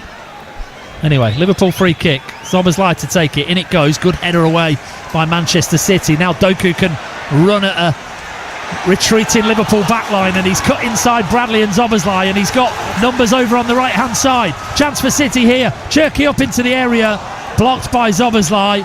Gonzalez picks it up. He's won a free kick, but it could have been a lot worse. It's going to be a yellow card for Conor Bradley this time. But with the numbers they had there, City, I think, Nigel, the numbers that City had there, Nigel, I think they should have actually done better. Yeah, it was a great break there. Doku was unbelievable, sprinting from inside his own half, past a couple of players. It was Ryan Cherki that made the wrong decision, wasn't it? He had options left and right, and he tried to go himself, and his shot was charged down. Yeah, that should have been played. Silva was making a good run, and then also on the outside of him... Not sure who was going the other way, but they certainly had options. Yeah, he did. Definitely. Haaland had his arms up. He certainly wanted the ball. And yeah, it's nice to score, Bill, but you've got to make the right decisions in those moments. What City do have, though, is a free kick. Around about 24, 25 yards from goal. And if Liverpool thought things were bad so far, it could be getting even worse, because Savinho's coming on shortly too. Cherki will be coming off, I think. He's been ineffective today. He might be coming off after not releasing that pass right now, and you've called it, Nigel, and you're absolutely right. So Savinho, the Brazilian 21-year-old, is going to be the man to come on, and Ryan Cherki, who scored off the bench midweek against Dortmund to seal a 4-1 win for Manchester City, is the player making way 53 minutes in. I believe he's just come back from injury, isn't he, Cherki? He has. Yeah, and I think that would be the sports scientist saying that's his minutes done. And he gets a big hug from his manager, Pep Guardiola. He doesn't look too happy himself. Little shake of the head. Obviously didn't want to come off. He's enjoying this game, especially because it's so open with City 2-0 up. Liverpool are having to commit bodies forward, and there will be gaps on for City to attack. They've got a free kick here. Foden smashes it into the wall. Liverpool clear their lines up towards the halfway line. Vardiol with the possession, hooks it over his shoulder, and Doku's got it again on the left-hand side for Manchester City. Waits for the overlapping run from Nico O'Reilly, then goes on his own. Doku. He's got two men. He's got Bradley and Salah, and he's pulled them this way and that way all afternoon. He has, yeah. Bradley's had a torrid time out this side. Salah's just finally come back to give him a hand. So I think that's one of the Chips changes. Over the top. Savinho's into the penalty area. A chance for another City goal. Can't pick out Haaland. It's gone for a corner. That's one of the changes I think has been made by Arne Slot. He's asked Salah to come and give that young lad a hand, because Doku is on fire and Bradley's having a real hard time dealing with him. Not even looking forward to walking to the car park in that rain, Nigel, if I'm honest. No, it's right over at the City Academy. It's miles. We've got a while before that, of course. Only 54 minutes gone. City 2, Liverpool 0, and City have a corner. Can they get a third goal that would surely seal all 3 points? In comes the corner. Vardiol underneath it. McAllister missed it, and it almost fell for Josko Vardiol. I think he wanted to attack that with his head. He was expecting McAllister to get it, and it almost dropped at his feet in the end, and he wasn't ready, and Liverpool got it away. But City just keep on coming back, wave after wave, and it's Doku again, and he's in between Gravenberch and Bradley. Right foot shot is held by the keeper, but Jeremy Doku is certainly had his Weetabix today. He is on it, and not only that, Nigel, he is exactly the kind of player that get fans out of their seats. Yeah, it's so exciting when he's on form like this. It's so exciting. When you watch that there, he's had two Liverpool players. There must have been about all of a foot between them. He's offered the ball, then he's shifted from his out to his inside, then gone between them, then got himself a shot. It was absolutely brilliant. It's lovely watching dribblers. Because his close control is so good, and because he can do it with both feet as well, people don't know when he's going to stop, when he's going to go, which direction he's going to go, and they can't cope with it. Well, he's what I call a mixed dribbler. he can stand you still then go, or he can just go and keep going, and he runs past you. So he's very difficult, because it's hard then to say set up and sort of sort out which one you're going to play against. But here we go, Liverpool making a change. Yeah, double change. In fact, Milos Kerkez is coming on to replace Andy Robertson, and Cody Gakpo is going to come on as well to replace Hugo Ekitike, who had a very, very quiet afternoon up front for Liverpool. Well, strikers at the behest of the rest of the team. They need some service, don't they? And Liverpool have just not been able to give them any service. No, they haven't. He's seen very little of the ball, in fact, the Frenchman, and he's off. Gakpo, the Dutch international, comes on to replace him. And Liverpool do have a free kick here, because Florian Wirtz was caught by Vardiol just inside the City half. It's chipped forward by Szoboszlai, headed away on the edge of the penalty area by Manchester City. And that means a first touch for Kerkez, and it's a terrible one. A long, ambitious ball forward, gets it all wrong, runs right through to Donnarumma in the City goal. Just back on Jeremy Doku, Nigel. I don't want to compare him as a player, because that would be silly, but the way he can stop and go again as a dribbler reminds me very much of one Lionel Messi. Yes, that's very true. And let's hope if he reaches those heights, I'll be delighted. Here come Liverpool down the right. Oh, over his own crossbar at the back there by Nico. It was a cross from Bradley into the area. Nico, with a wild swipe of the left boot, has skied it onto the roof of his own net. I think it came off his knee. Off his knee, yeah. Beat his keeper. Fortunately for City, landed on the roof of the net. Will be a corner kick to Liverpool as we approach the hour mark, but it could have been worse for Manchester City. Well, Liverpool did score from a corner in the first half. It was ruled out correctly for an offside. This time they can't beat the first man. City have got it away towards the halfway line. Good strong clearance, and Liverpool under pressure are forced all the way back to their goalkeeper. Well defended, that, Nigel. It was excellent defending, cleared at the corner. Liverpool coming forward with Gakpo on the left hand side, his first touch since coming on as a substitute. Sea of blue shirts between him and the penalty area, so Liverpool recycle the ball from left to right. Now Salah into the area, cross from Bradley, beats everyone. Gakpo on the far post coming in, skies it over the bar. Well, that's two good chances that Liverpool have carved down that right hand side. Conor Bradley this time with a low cross right through the penalty area, and Gakpo coming in on the far post. It came to him quickly, but he probably should have scored. He skied it over the bar. Yeah, he's got to score there. Just a tap in at the far post. Sweaty's the called. But Liverpool have arrested some of this game from City. They're playing a high press, making it difficult for City to get out. And they know that Donnarumma's not the best with his feet. As we've just seen, he's cleared early, and it's been picked off. They're called what? Sweaties. Sweaties? Yeah. Right, okay. New one for me. Might be a new one for you. Total Sport on BBC Radio Manchester. I don't know why they're called Sweaties, mind I have to say, but when the kids score them, they call them Sweaties. The insight from Nigel Gleghorn. Tapping at the far post. Down with the kids on BBC Radio Manchester. Liverpool coming forward again, offside this time against Milos Kerkez on the left hand side, so it'll be a free kick to Manchester City, who lead by 2-0. Haaland and Nico with the first half finishes, and Blue Moon is ringing around a very damp Etihad Stadium. Been a different start to the second half though, Bill, with Liverpool a little bit more in the game. I think this song is the City fans trying to rouse their team a little bit, because they feel they've just lulled early in this second half, and although Liverpool haven't troubled the scoreboard, they are having a little bit more success and ascendancy in the game itself. Yeah, they're more threatening, aren't they? They're getting the ball into wide areas, threatening and trying to get balls in the box and getting runners in the box. I think Gakpo's come on and he's made a difference already. So, it's just City need the next goal. The next goal is pivotal to this game, because 2-0 is one of the most difficult scorelines to defend, believe it or not. I mean, you say City need it, Liverpool need it more. City could just sit back and let the game finish 2-0. City can't do that. They're not the way they're playing at the moment. They're really attacking today. The rain is easing but still falling. 2-0 City lead.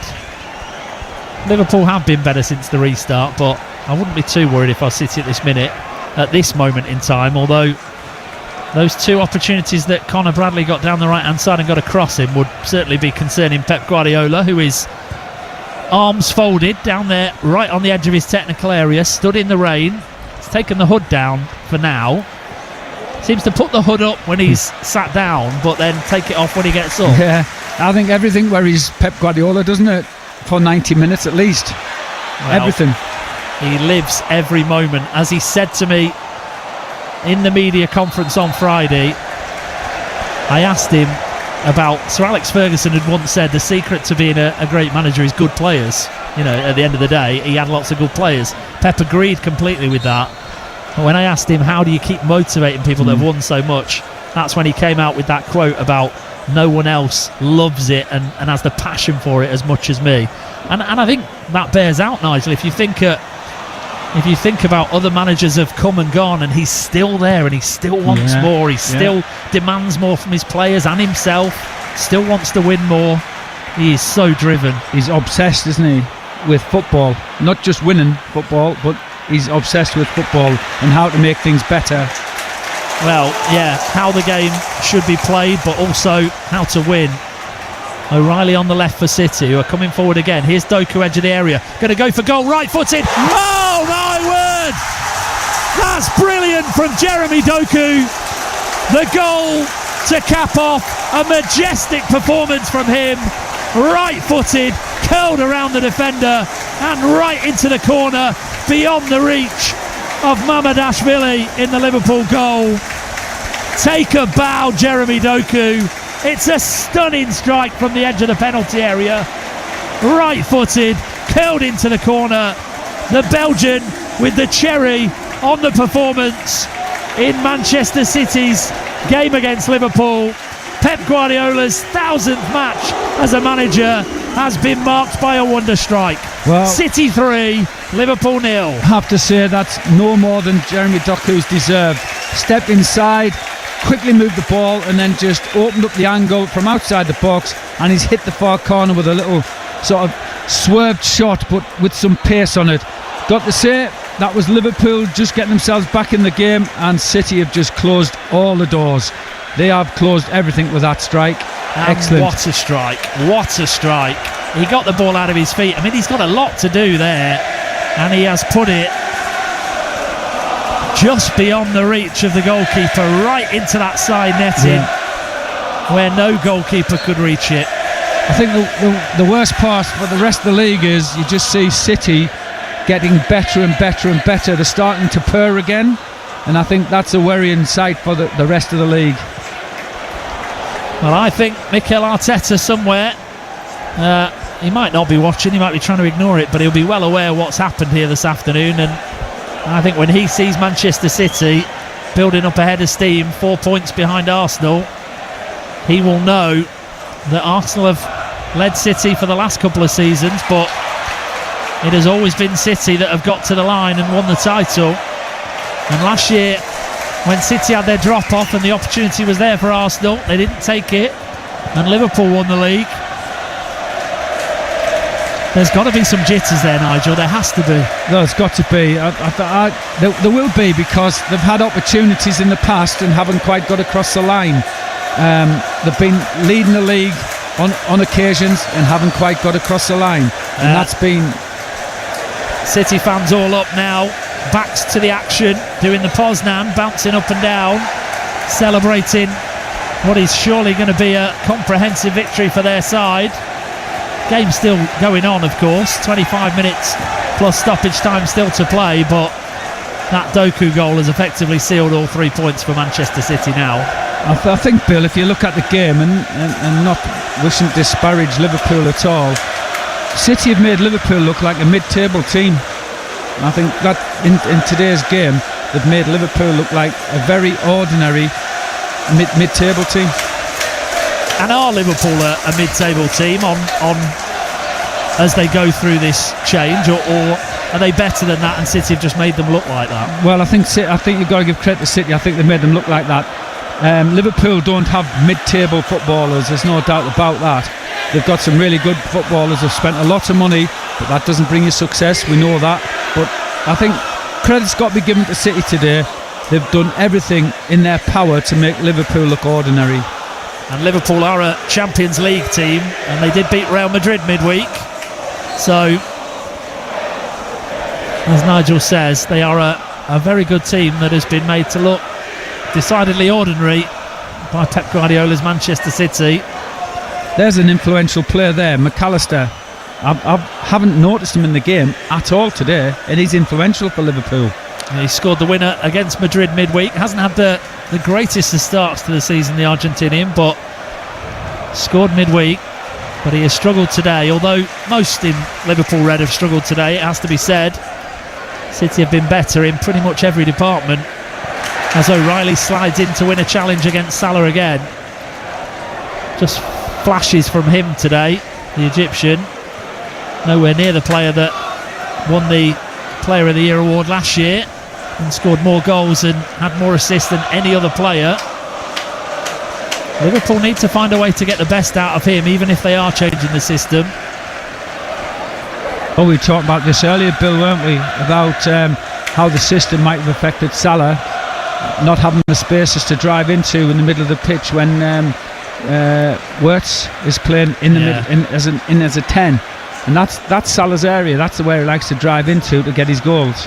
Yeah, Szoboszlai's been playing more as the 10 today, but still Salah has been ineffective. But then Liverpool haven't had that much of the ball in this game. City have just been too good for them. They've got it at the moment on a slot side, but they're 3-0 down, so the game is effectively done unless they can stage some kind of remarkable comeback from here, which you wouldn't put your money on. Bradley trying to get between two has gone down near the corner flag. No free kick given. Doku will run the ball away.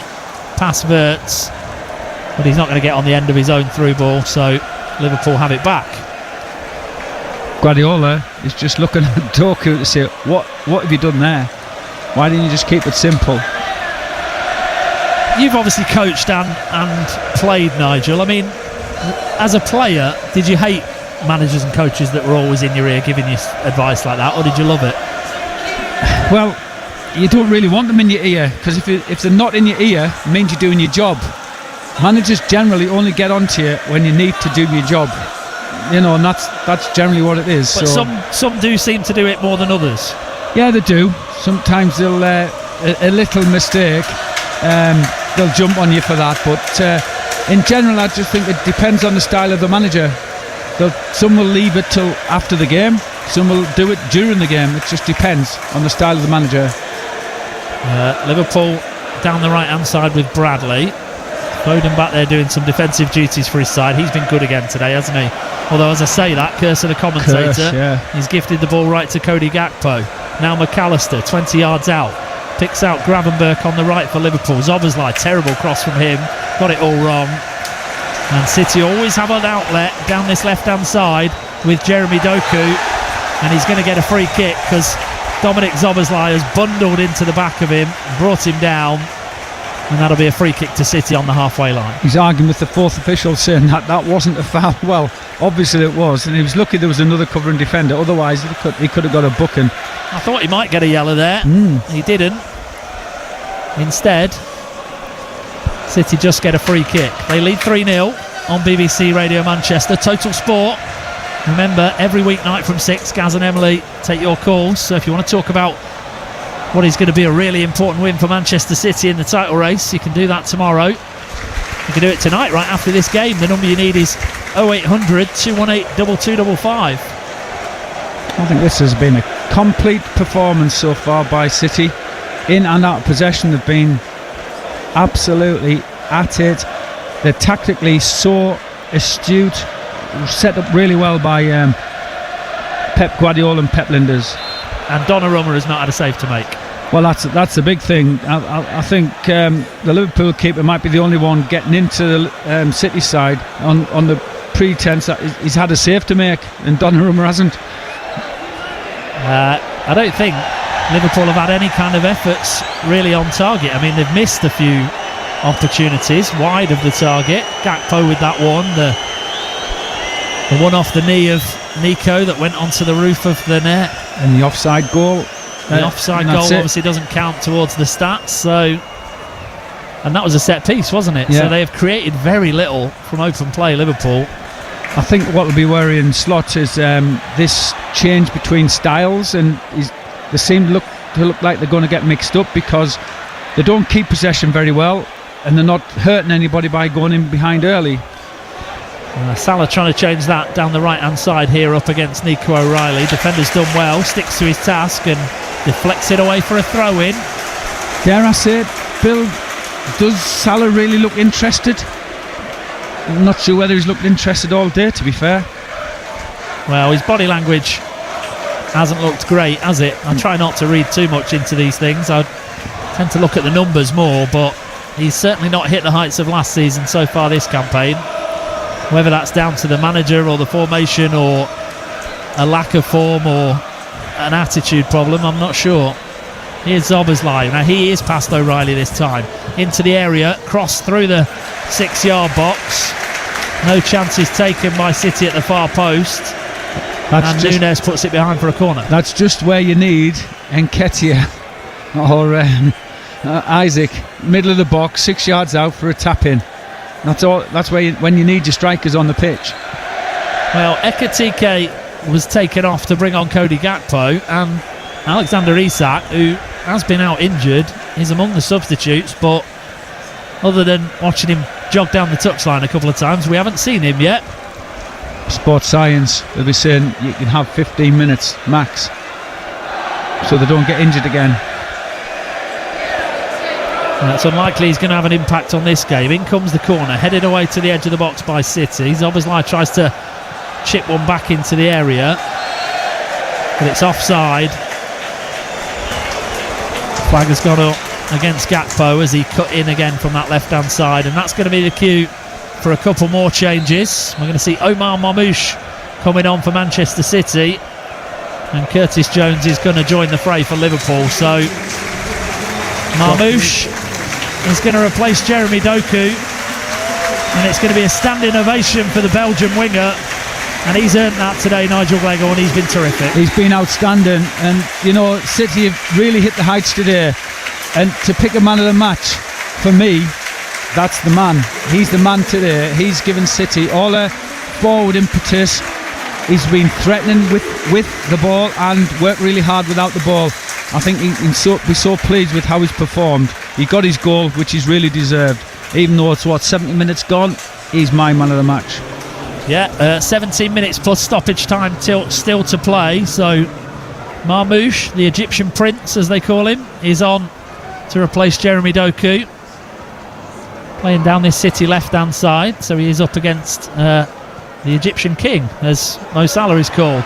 And his first action is to have his pocket picked by Szoboszlai. Liverpool coming forward. Look at that wonderful reading of the game by Núñez, who intercepts, and Haaland could be in at the other end. It's a foot race between Haaland and Konate. Konate holds him up, not for long.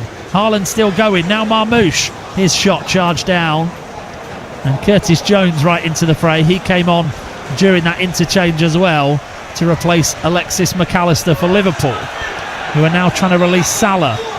Can't get in behind O'Reilly. Looks a little shorn of confidence to me, Nigel, as well. It does, yes. When you're not scoring goals, when you're not doing all the things that you used to do, your confidence can drop.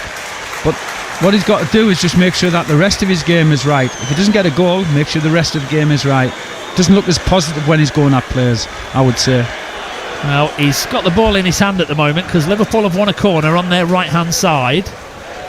O'Reilly's handled him well, though, Bill. Really well. O'Reilly's been great again today. Grows and grows every time I see him for Manchester City,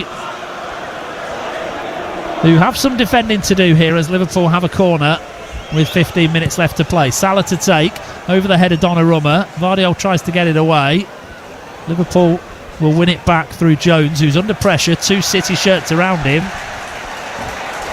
And he's won a throw-in, takes it quickly. So he's come on to try and inject some urgency and impetus into Liverpool, but the rest of them, it has to be said, look tired and like a beaten side now. 3-0 City lead. Haaland, Nico and Jeremy Doku with the goals. Liverpool into the area on the left-hand side. Cross over the head of everyone. Van Dijk can't get on the end of it. Salah regathers. Back to Szoboszlai. Drives one in. Brilliant save by Donnarumma. Strong right hand to palm it away for a corner kick. That hurt my hand. But Liverpool, a little bit of a threat there. Coming forward down that left-hand side. Just got done down City's right-hand side. And then the cut back. Played out. And then he's just hit a fantastic shot. Nice height for the keeper, but good save. Yeah, well driven first time by Szoboszlai. Good save by Gianluigi Donnarumma. Liverpool one you'd corner. expect him to make. You would, yeah, you're right. Here comes the corner. Haaland back there, heads away. Into the mix it goes again. Could be a chance for Salah. Donnarumma gets there first. Salah's effort is against the defender, and then the flag goes up for offside. Yeah, a bit of a scramble there, not quite cleared. Donnarumma did well early on in that little move. And then somebody's offside again for Liverpool. Going back to O'Reilly and the duel with Salah, what he's really good at is positioning himself. He knows Salah wants to come inside on his left foot, so when he positions himself in the 1v1 duel, he positions himself to say, I'll let you go down the right hand side, but I'm not letting you have the inside. So have your right foot, you're not getting your left foot. And that's what he does. He's done it so well all game.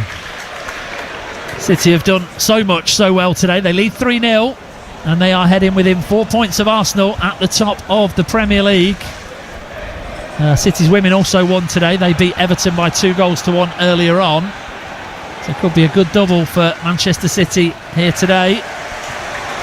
But if you look at that Premier League table right now, 4 points between City in second and Arsenal at the top. Then Chelsea a couple of points further back.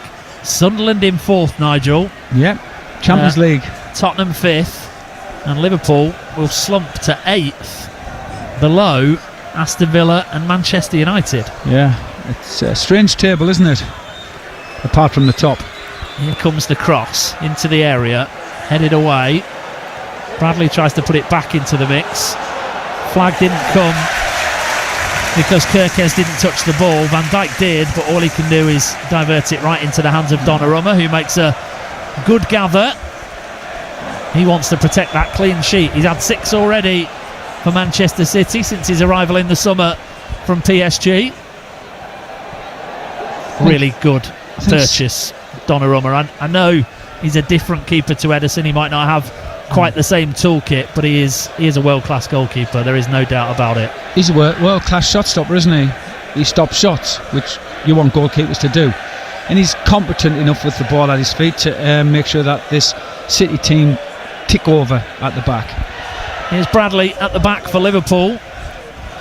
Ball forward into the feet of Salah, who tries a first-time ball around the corner. It won't reach Florian Wirtz, whose wait for a Premier League goal or assist goes on after his big money move in the summer. Oh, that's a header back towards goal. Now Salah could be in here, and he's beaten the keeper, and he's put it wide of the target.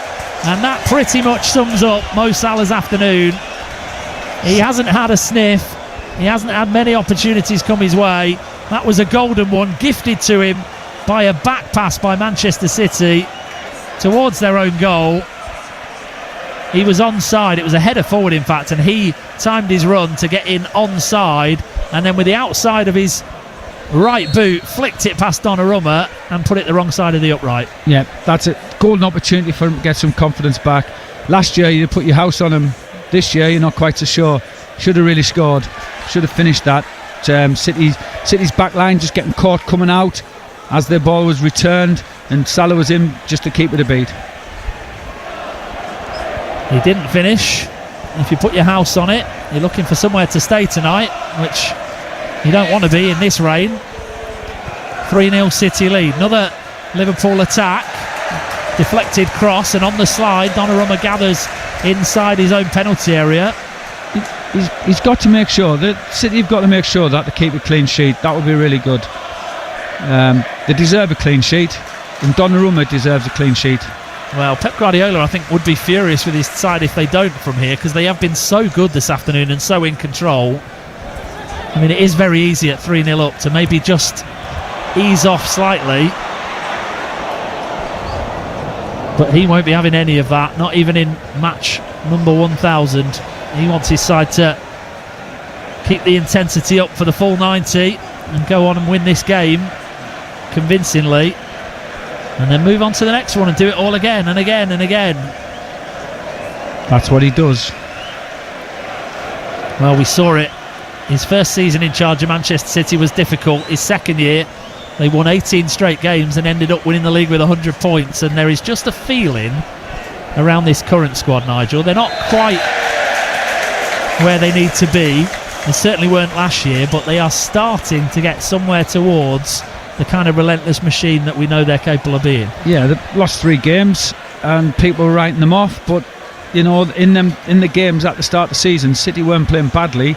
They were just a bit clunky because of how they were changing how they played. And now when you watch them now, this is not clunky. This is like they're purring. They're making the game look so easy. Every player is at his best out there.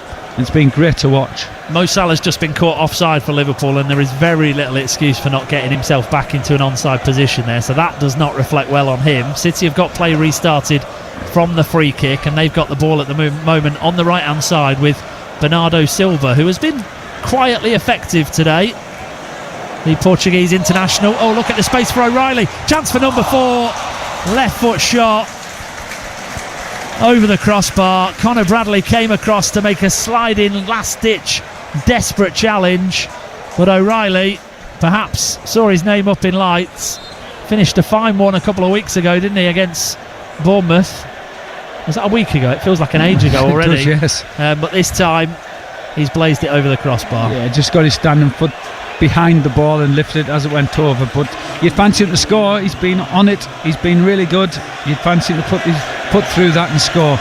But City have just weathered a little bit of a storm from Liverpool, more like a protest vote from Liverpool really than anything meaningful. But when you look at this City side, they've just been set up well. They've played excellent football in possession and excellent football out of possession. They need to keep a clean sheet. Conor Bradley has been given a reprieve, having been given a torrid afternoon by Jeremy Doku. Joe Gomez is on to replace him. Florian Wirtz has also made way, so Federico Chiesa is also on for Liverpool. And with 7.5 minutes left to play here, Nigel, Erling Haaland is still on the field on 99 Premier League goals. Maybe he's left him on to get the 100 on his 1000th. That's what he's after. He hasn't had many chances second half, has he? And Salah offside again. Well, he's not covering himself in glory at the minute, Mo Salah. Nope. He is. I think. I'm not going to say he's a passenger. I think that would be too far. He's far from what he was. What he is a wide striker. Okay, so if you think of your 9, instead of having a 9, they've got a wide striker. So he sits out there, not expected to defend the strikers or defend coming back too far. But at the moment he's being asked to defend, and I'm not sure whether he likes defending very much, because he doesn't come back to defend as often as he should as a wide player. Erling Haaland has just been penalised for bundling over Ibrahima Konate down near the corner flag as the two jostled, so it'll be a free kick to Liverpool. Some of those Liverpool supporters away to our right hand side are already making for the early exit, with their side 3-0 down and facing a 5th Premier League defeat of the season. 0800 218 2255, the number you need, City fans, if you want to talk about this win and where you see the title race now, with Arsenal slipping up last night and City beating Liverpool this afternoon. What's your opinion, Nigel? I mean, City are right back in it, but are Liverpool completely out of it now? I think they are, based on what I said previously before the game, that they've lost. I think this will be their 5th game lost, and they can't afford to lose any more. So it's going to be very difficult for them to build momentum in a season, and they need 20 games undefeated. And watching them today, I can't see 20 games undefeated from them. So on that rationale, it's Arsenal who are top, it's City who are second. Anyone else still in it? Chelsea? Sunderland? Sunderland. I'd love to think so, but I'm just enjoying my period at the moment. But I think Chelsea could be like a little outside bet, if you like. Just the way that they just cling on, don't they? The win games that you'd expect them to win, and find a win elsewhere, and they're up there, so they might have a chance. However, they do have a huge squad to keep happy. Manchester United, no European football. I can't see Man United actually threatening the top four. Yes, they'll threaten, but I can't see them threatening for the title. 3-0 City lead. That's the voice of Nigel Gleghorn on BBC Radio Manchester. You're listening to Total Sport. City have the ball at the back. They lead 3-0. It's been given away by Vardiol. Fortunately for him, Szoboszlai returns it right to him. O'Reilly will cross the halfway line and try and carry it forward for City, and he's played a lovely ball down the channel for Marmoush, who's all on his own. Now, why is Haaland not busting a cut to get in the middle for him? You're on 99 Premier League goals. He might get a chance here, though. O'Reilly's going again with his left foot. Again, just knocks it out of his feet, goes for goal himself, angle against him, and has put it well wide of Liverpool's goal. Again, just a shift and hit. He shifted quickly. He's got to hit across the keeper's left-hand side to the far post there, and he gets himself a goal. He's had two great chances. I don't blame him for having a go from there with City 3-0 up and just a few minutes left to play, but I tell you what, City could have put Liverpool to the sword here, Nigel. They could have scored 4 or 5 easily. They could, no doubt. And although with a little bit more luck, maybe Liverpool could have had one back second half. So the scoreline is probably about right. Yeah, it is. I think 3-0 today just looks about right with how the game's been played. Liverpool have had a little they've had a little go second half. They haven't created enough. No, they haven't. And City have definitely been good value for their win. So who's their creative midfield player? Who's their 10? Who is Liverpool's Foden? Who is that? Well, I'm not sure. It's Szoboszlai at the minute, but it should be Florian Wirtz. But he has had a tough start to life as a Liverpool player. Still only 22, so plenty of time for him to come good yet. But I think in the more immediate term, Arne Slot has got more questions about what is his best team, what is his formation, how does he want his side to play.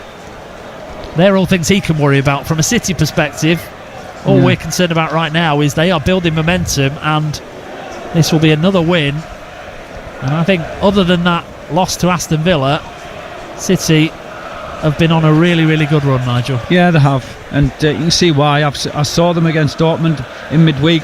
I thought in spells of that game they were excellent. This has been the most sustained I've seen them, out of possession especially. I think they've been really out of possession that I haven't seen before, but in possession they've been imperious. They've played some really good football at times and been accurate with their passing.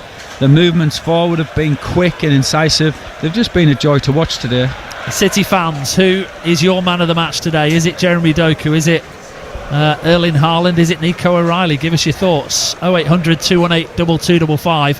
How many teams are in the Premier League title race? We know City are one of them. How many others would you put in the conversation right now? Give us your thoughts as a yellow card goes to Curtis Jones for a rather cynical foul to stop Savinho on a quick counter. And it was a shame that, because if Savinho got past Jones, Haaland was making a run through the middle, and that could have been the chance for the 100th Premier League goal, but it doesn't happen. Foul by Jones. He gets a yellow card, and City instead have a free kick on the left-hand side. He's got 6 minutes stoppage time, I reckon. That's where I'm estimating, or guesstimating, whichever you want to say it, but to get that 100th goal. 1 minute left to play, plus whatever time is added on by the officials. The fourth official carrying the board is making his way out towards the touchline now. Just got the sneak peek. It is going to be 3 minutes, I think, which is not much. We did add on 7 at the end of the first half, of course. It's never been known. It's never been known. 3 minutes injury time, or whatever you want to call it, stoppage time nowadays. It's normally 6, 7, 8. I think on a day like this, when the rain is teeming and the game is won, everyone, including the officials, probably just wants to get it done with quickly, don't they? Getting out in for a cup of tea. But I'm sure Liverpool want to get in for a cup of tea, because they've been well beaten by an excellent Manchester City side. We've passed the 90-minute mark. 3 minutes added on, a minimum of 3 by the officials here this afternoon. Sam Barrett, the fourth official, has just held up the board. Pep Guardiola with his hands in pockets watches on from the sideline. Here comes Haaland, plays it through. Chance for Marmoush to add another. He's been forced wide. Haaland is in the middle now. Can City conjure up another goal for their talismanic striker? Foden on the right, linking neatly with Bernardo. Blue Moon rings out as Red. 1 or 2 start to make for the exits. Ooh. Now, Szoboszlai has caught Phil Foden on that right hand side with a little shoulder to shoulder, has he? Foden's gone down holding his face. Did he Shoulder to catch back. him with the arm? It's a yellow card for Szoboszlai. Yeah, that was fair. It looked like I thought he caught him with his elbow or shoulder to face, but it wasn't, so that was fair. It was Ring stoppage time. You've given me a run around all day, I'm going to get you now. That's what's happened. Szoboszlai just leaving one on him. And Foden has the ball as City get play restarted from the free kick. Lovely neat interplay again from City. They're so good on the ball. Foden works himself an angle for a shot, drags it well wide of the target. That is the cue for many at the Etihad to head for the exits. Doesn't look like... Yeah, Jeremy Doku has been named as the man of the match inside the stadium. Do you agree? 0800 218 2255. I do, Bill. Well, you can call in and say that if you want, Nigel. Yep, I will. In fact, you don't even need to call. You just keep talking into that microphone. You can have your say with Nigel after this game. Where does this leave the Premier League title race? Are City going to hunt down Arsenal again this campaign? And how many more games will Pep Guardiola do as a manager? This is number 1,000 and he has this insane win percentage. This will be win number 716. Phenomenal. Absolutely outrageous. He's not trying, is he? I mean, it helps when you manage Barcelona, Bayern Munich and Manchester City, but even with the players he's had and the teams he's managed, that is still unheard of, that kind of win percentage. Yeah, but at least in Spain and England, there is some stiff competition with Real Madrid, obviously, in Spain, so that can go either way all the time. And here, there's 3 or 4 teams that can actually put pressure on you. Full-time whistle goes. A polite handshake between Arne Slot and Pep Guardiola on the touchline. A comprehensive victory for Manchester City on the field.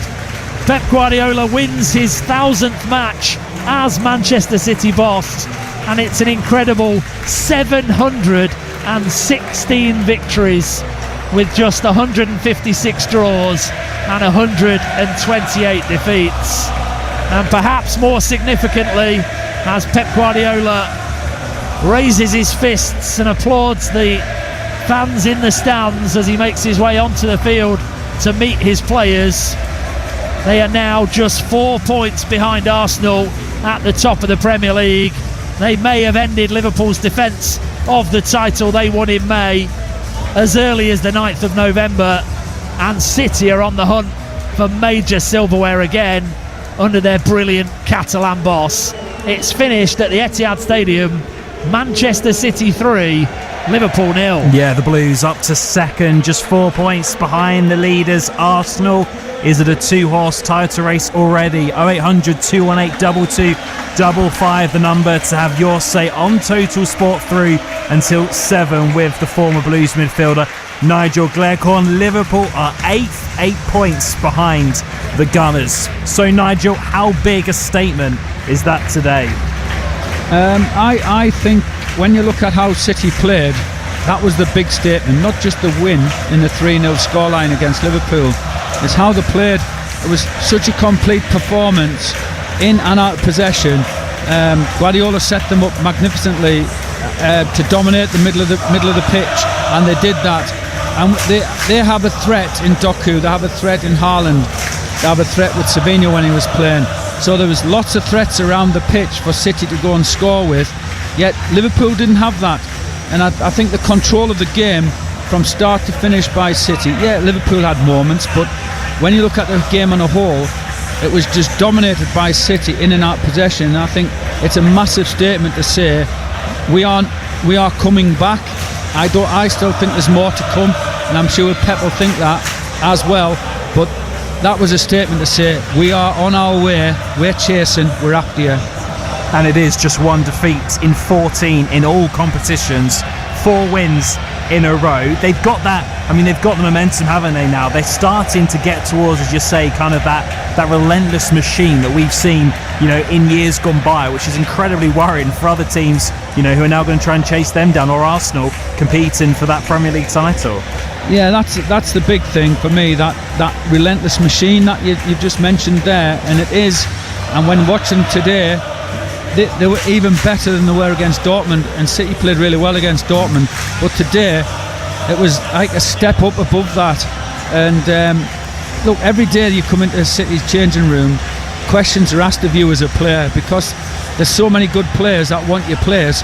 You've got to be on top form, otherwise Pep Guardiola doesn't pick you. If you look at some of the people who are not getting games at the moment, like Marmoush for a starter, he was brilliant last year and can't get in the side. So there's such a strength in depth, it's untrue, and they push each other on, and that's the thing. They're relentless, and they'll just get better as the season goes along.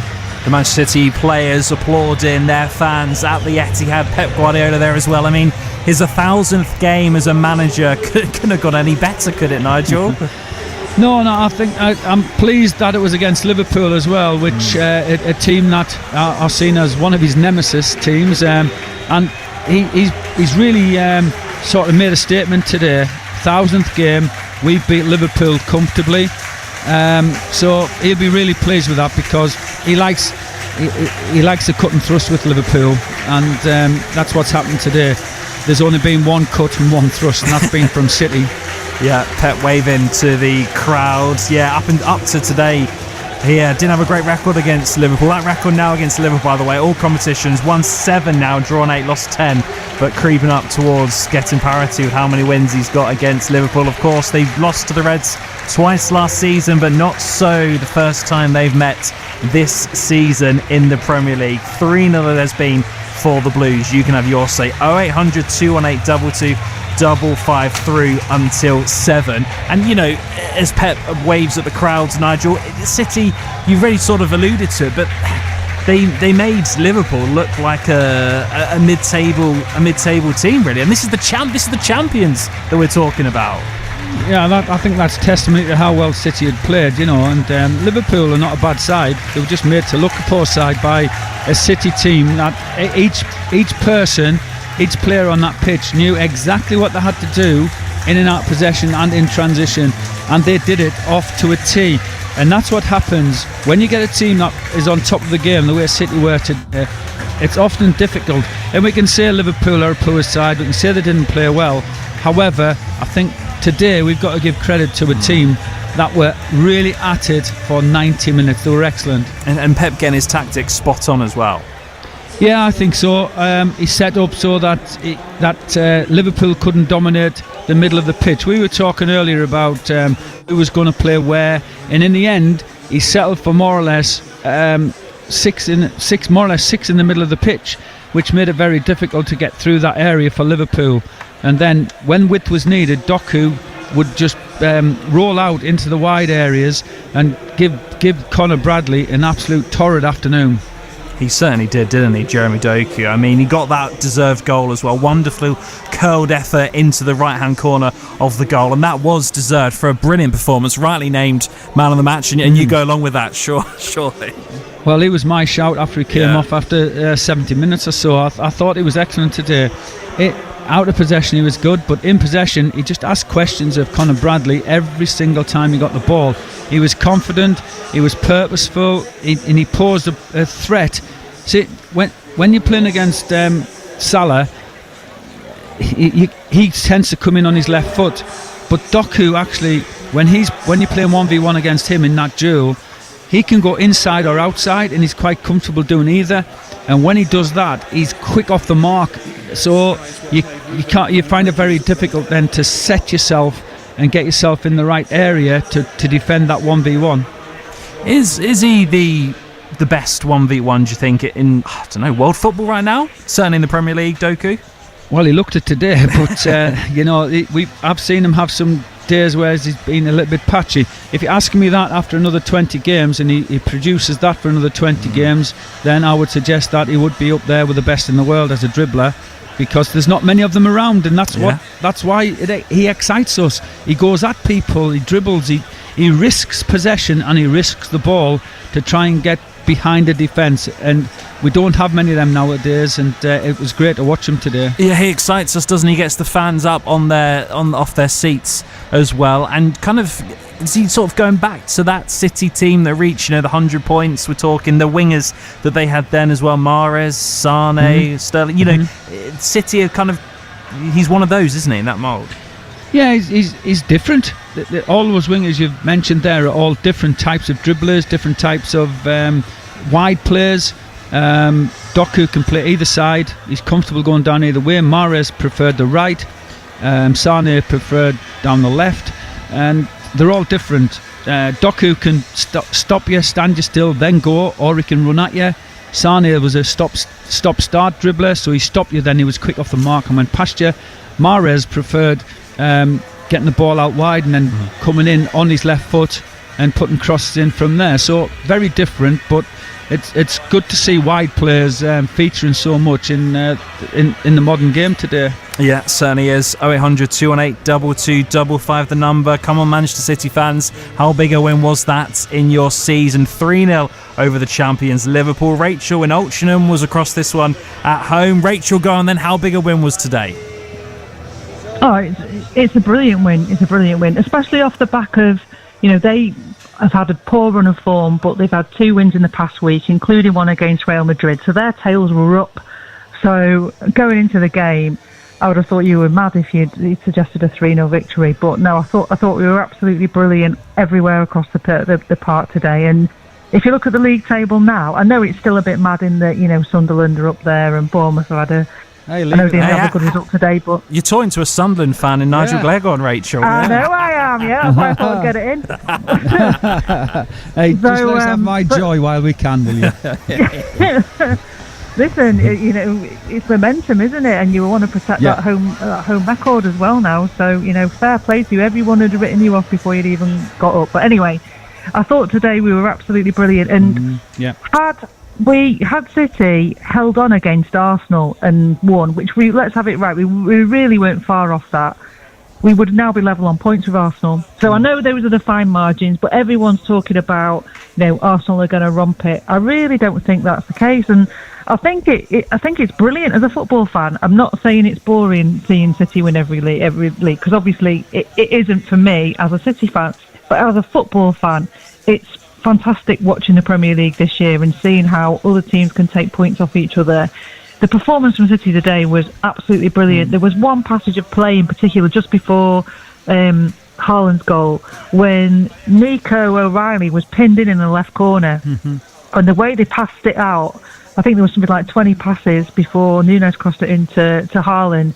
It was absolutely brilliant. It reminded me of City of old, City in the pomp, with when you had Gundogan and De Bruyne and everyone, and David Silva firing on all cylinders. So it was really good. And Doku will quite rightly get the headlines. He's taken some stick because he didn't necessarily have any end product, but I think that shows you that goal in particular, what a finish that was. He shut up all his critics in brilliant fashion. So yeah, lots to be really pleased with today. I think it's a great statement of write us off at your peril. Here. Particularly in November when there's a lot of football to be played yet. Yeah, I think April's a business end, as we know, and City generally do really well around April, May time. And picking up on that point that Rachel said, which we talked about at half time as well, but it's worth repeating, Nigel, in terms of that opening goal from Erling Haaland as well, and the play that led to it from Manchester City. Yeah, I thought it was excellent. It was just so calm when we're in a tight area right next to the corner flag. They were almost in the quadrant at the corner flag, and O'Reilly was so calm on it. He just gave a little pass to Foden, who stayed on the ball, then picked a little pass out, and once they broke that sort of shackles in that area, they played quickly through the midfield third with about 3 passes, got up to the edge of the box, realised that actually this is not our best chance, then built around the edge of the box, picked the right cross out, and then Haaland finished. I thought it was an excellent piece of controlled football with sort of slow, stop, go quickly, slow it down, go quickly, score, and it was excellent. And Nico O'Reilly, you both mentioned him during that build-up as well. I mean, another assured, comfortable performance, really, Nigel, up against Mohamed Salah. I know he's not the Salah of previous seasons at the moment for whatever reason, but, he kept him in his pocket. Yeah, you've got a 20-year-old up against one of the world's best, and to be fair, O'Reilly made him look very, very, very ordinary, and I can't remember him winning any of his duels. I think O'Reilly must have won most of them. I can't remember Salah really winning a 1v1 with O'Reilly, and I believe O'Reilly's a midfield player, sort of number 10, so his defensive attributes are not bad either. Yeah, he's been so good for you, Rachel. He has, and again, it's been said about him playing out of position, but he's made it his own, and not only at City, there's a lot of talk now with Luke Shaw bowing out at international level. It feels like it's between him and Spence at Spurs to step in and make that position their own, and what better incentive than going to the World Cup in the summer, and he's done his chances no harm again today, so good luck to the lad. He's very consistent, isn't he? Even better that it's one of our own as well. Even better than it's one. It's always nice to see one of our own come through. Mm-hmm. Do you think, Rachel, in terms, is this City's? Obviously, no Rodri. I know Rodri not fully fit yet, but aside from that, is this City's best 11? Do you think? Has Pep found that particularly in the attacking? I think so. I'm a big Kusanov fan, but at the same time, Núñez, for all his criticism last season, he seems to have put that behind him, and he's done really well. And it would be very unfair for him to be dropped. But I don't even know if players at City are dropped anymore, because it feels like there's so much rotation because there's so many games that Pep decides ultimately who is the best team to start that, to start. So, you're saying is that our best 11? John Stones isn't even in it either, which is, pretty mad. Although it was pointed out before, I think John Stones has started 3 games this season and we've lost all 3. Now that's probably just a coincidence, but at the same time, I'm sure the data analysts will look and say there's something more in that. But for me, it probably is. Rachel. He started Wednesday, didn't he, against Dortmund, I think? Yeah, sorry, Premier League goals, I should say. Premier League games. Right, okay. I think we lost Spurs, we lost Brighton, and we lost another one, I can't remember. But anyway, yeah. I think that it can't be far off the best starting 11 now. And competition for places is really healthy. A lot's been made of if Haaland gets injured, then City will be nowhere near. Well, everyone's forgotten about Mamouche. He's been injured this season, but he can very easily come in and do a job. The number of chances that we create, and the fact now that we seem to have that little bit of fluidity back, and we're playing at a higher tempo as well. That was the good thing today, is that some of the performances this season where we've not been playing well is because we've been there's sideways passing, and we always gave the opposition chance to reset when we were regaining possession on the back on our own area. But now it feels like we're moving the ball at much quicker pace. It's a lot slicker, there's a lot more fluidity. So I think that if Haaland was to get injured, very easily Mamouche could come in and there would be enough chances created for us to. Of course you're going to miss Haaland, I'm not saying we wouldn't miss him, but there is a ready-made replacement that people are forgetting about. Yeah, he's just different, that's all. Different type of centre forward. You've got one who's about 6'4" and a powerhouse, and one that's about 5'8", quick, uses both feet, and Pep would set up and play slightly different. That's all. That's what he does. He does that best. Keep your calls coming. Thank you very much, Rachel and Altrincham. 0800 218 2255. Just over 15 minutes to get those in. We'll hope to bring you some reaction as well, live from the Etihad Stadium to Manchester City 3, Liverpool 0. Mark has been at the game. Mark, what an atmosphere, what a performance from you lot today. Oh no, it's fantastic from start to finish. It would have been the perfect start with Haaland slipped his penalty away, but not to be. But he gets his goal, and it wasn't a bad performance of any of them. I know Rachel's covered most of it; she always does. She's a great speaker, to be fair. I know her; she's lovely. And I particularly, want to talk about the players that seem to be people don't like, and some fans always want a hate figure. I don't know why, because it's a player in blue, you should support him, whatever.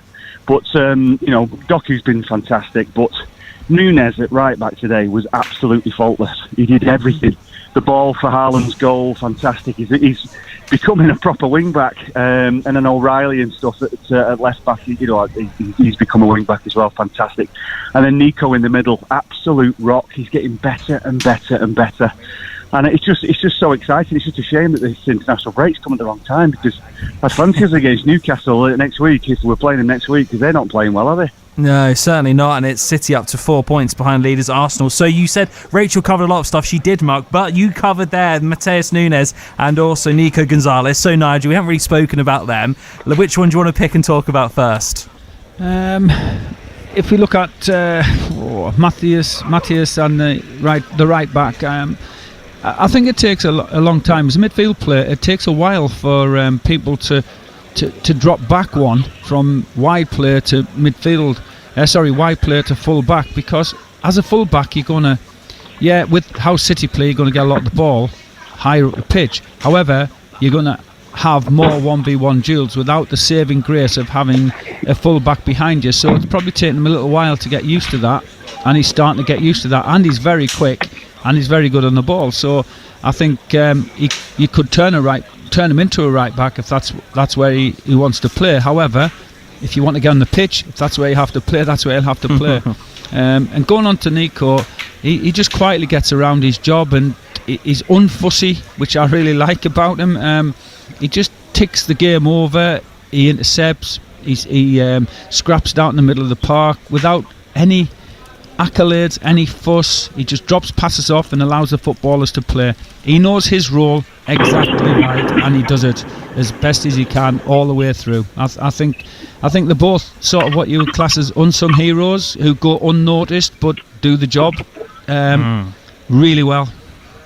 Yeah, and they do certainly do that, Mark, as well. And Nico now, he's really stepped up now, hasn't he? At the start of the season, maybe obviously concerns clearly over no Rodri, but he's looking so much more assured in that central defensive role.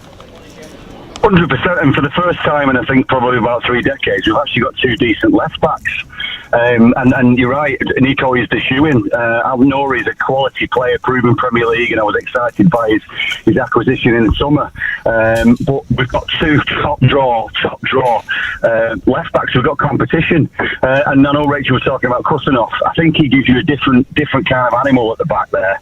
I don't think he's necessarily going to be nurtured into a wing back, but when you need maybe 3 centre halves or something, he can certainly come in because he's got that pace to burn. And I think we've got competition again, and we've got all players fit coming back. Marmoush, who was mentioning before, Cherky looks tidy when he comes on. A bit quiet today, but little things, little signs that he can bed in. So I'm quite excited. I really am quite excited. I'm surprised about where we are and what we've achieved so far, because I'm expecting to be a little bit slower in terms of our progression, because we're a side in transition, and we just need that little bit of confidence. But you can see that he's building, and today's performance was just absolutely top draw. Are you a bit surprised, Nigel, on Mark's point there? About how well City are doing? Yeah. No, I'm not. No, I'm not, because at the start of the season, it looked like a side that was in transition. But when you look at them now, they're sort of starting to link and click and purr as they've done before. And I think when you look at your midfield now, you've got players in there who control games and are dangerous and enjoy the football in there. But there's such a steely glint in City's eyes when they're playing at the moment, and You can see them building momentum. 1 loss in 14.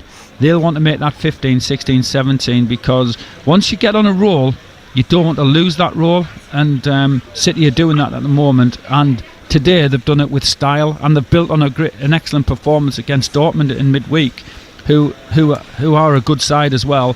Liverpool have come here, and City have just made them look ordinary, and I mean ordinary. Mark, stay there. We're just going to hear now from your boss, Pep Guardiola, on his 1,000th game in management. City 3, Liverpool 0. He's speaking with BBC's Guy Mowbray. Well, Pep, we'll get onto the 1,000th game thing shortly, but first of all, the game itself. Tell us your emotions, your feelings about your team's performance today. Really good, especially in the first half. The second one, they push more, and we forget a little bit to play, and especially in the first 5-10 minutes, we talk about that. We lose easy balls that create a little momentum for them, and that they have 1 or 2 chances, especially with Cody Gakpo. But in general, they were standing in the right tempo to play with the ball, and especially that demand that teams be there defensively.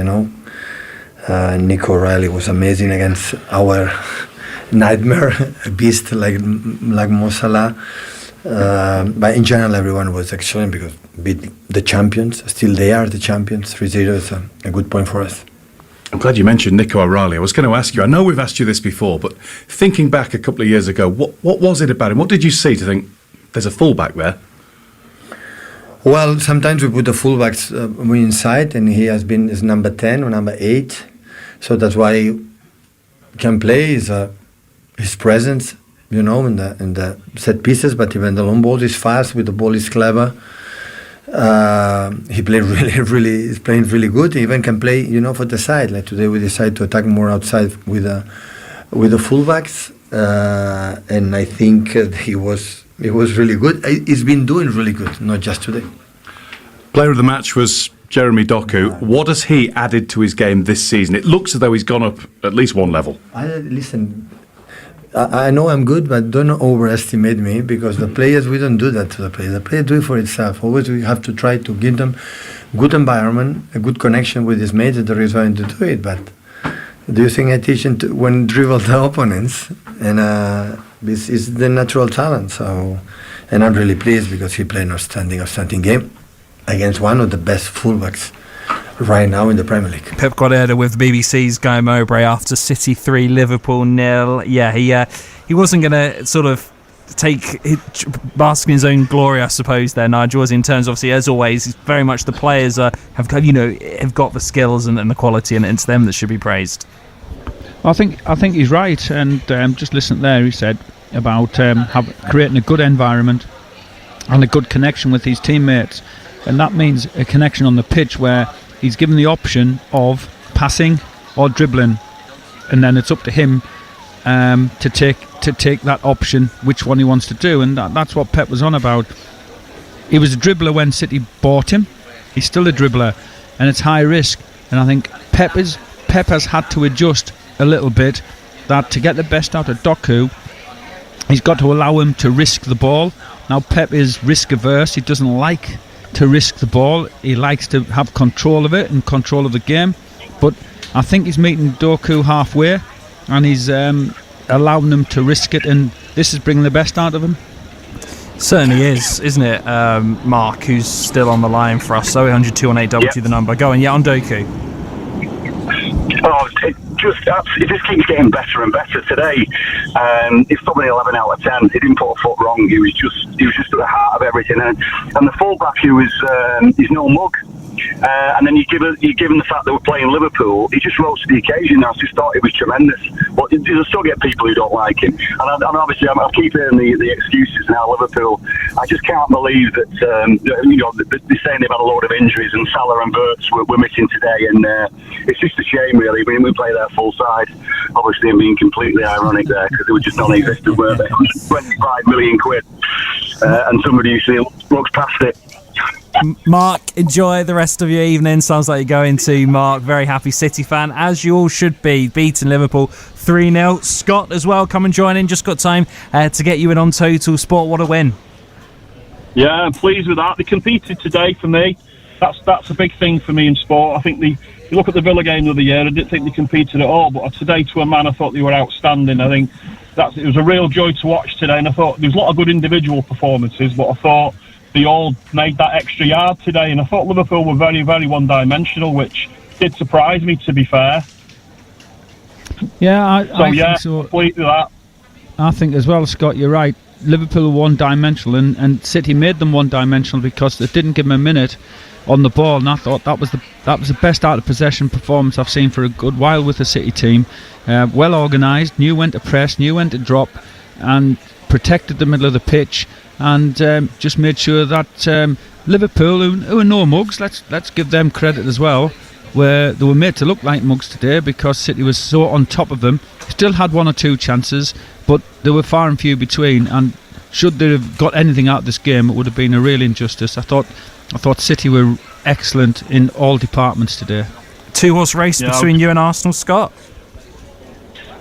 You would think so at this stage, wouldn't you? There's a few other teams getting a bit giddy, and they're not too far from our ground, but we won't talk about them. But I think well, that has been us and Arsenal last few years, hasn't it? And I think Arsenal are not going to go away, are they? They're a good team, we can't deny it. But I was surprised they drew yesterday, and it's good that we won today, and it keeps it there, doesn't it? We've been written off many times, and everyone seems to think everybody else is going to win it. Well, let's just keep doing what we do. Scott, thank you very much for giving us a call. 0800 218 2255. You want more reaction, by the way, you can tomorrow night with Gaz and Emily between 6 and 7 p.m. It's odd now, though, Nigel, isn't it? It's already been briefly mentioned, but international break now, kind of the wrong time for City? Yeah, definitely. It comes at the right time for a few clubs and the wrong time for many, but it's definitely the wrong time for City, who've just built that momentum into the season.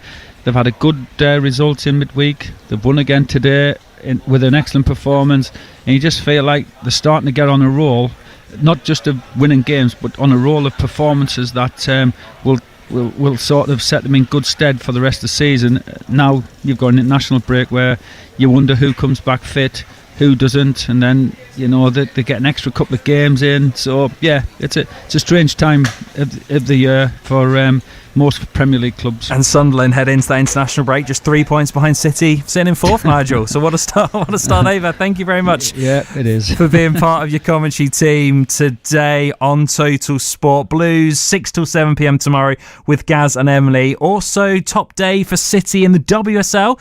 They are now the leaders with a hard-fought 2-1 win at Everton. Make sure, Blues, you keep an eye on that Manchester City feed on BBC Sounds to get all the reaction from today. You'll be able to hear from Pep Guardiola and Nico Gonzalez, and of course watch those goals too on Match of the Day BBC One at 10:30 tonight. But what a way for Pep to celebrate his 1,000th game in management. City destroying Liverpool, and the Blues will be singing in that Manchester rain tonight. As Manchester City face Liverpool in the Premier League, and both want to be top of the table come the end of the season again, although this time they have Arsenal to worry about as well. We are underway. Here comes Doku, threads it through. Chance for Foden, perhaps. His touch has let him down. It's just round wide. Oh, and Doku's in here. Chance to score. He's around the keeper, brought down. Surely a penalty. Ball ricochets out to the edge of the box and headed away. And it will be Erling Haaland against Mamardashvili. Up he steps, left-footed. Saved by the goalkeeper. Mamardashvili down to his left, gets a strong hand on it, up to the edge of the penalty area, pulls it back, chance for Turkey, left foot effort over the bar, it took a deflection, corner. Another fantastic break from City there. And now City are on the front foot with Doku, cuts inside his man, Doku into the area again, needs to pick a pass, can he pick out a teammate, goes for goal, side netting, Nunes towards Haaland, there's the header, there's the goal, he's done it again, it was never in doubt, Erling Haaland with his 99th Premier League goal, his 19th of the season for Manchester City, and he's done it against their rivals Liverpool. City 1, Liverpool 0. Much deserved, a well-deserved goal for City that. Corner kick, left-footed delivery in swinger towards Van Dijk, who's won the header and has equalised for Liverpool, but it's going to be ruled out, is it? Offside. Liverpool are on the back foot, City are on the front foot, and here they come again. Nico, chance for a shot from Reigns, takes a deflection and in. 2-0 Manchester Manchester City. Nico Gonzalez with a right foot effort, deflected, keeper flat-footed, can do nothing but watch it dribble into his goal. He had a chance, he looked up, didn't get closed down, and then got a lucky deflection which forced it into the bottom corner. However, City have deserved that. O'Reilly on the left for City, who are coming forward again. Here's Doku, edge of the area, going to go for goal, right-footed. Oh my word! That's brilliant from Jeremy Doku. The goal to cap off a majestic performance from him.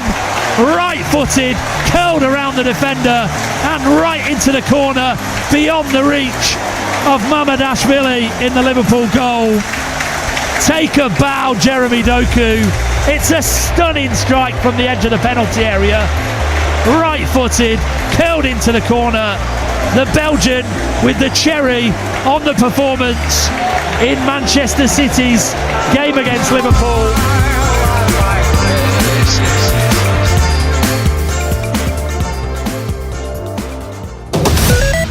On the BBC Sounds app, on your smart speaker, Play BBC Radio Manchester. and on your radio. The sound of Manchester is BBC Radio Manchester.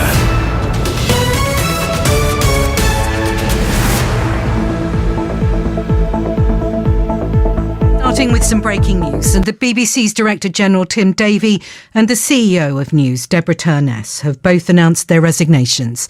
The BBC has come under fire over a Panorama report that was accused of misleading editing on a speech by Donald Trump that made it look like he was urging people to attack the US Capitol.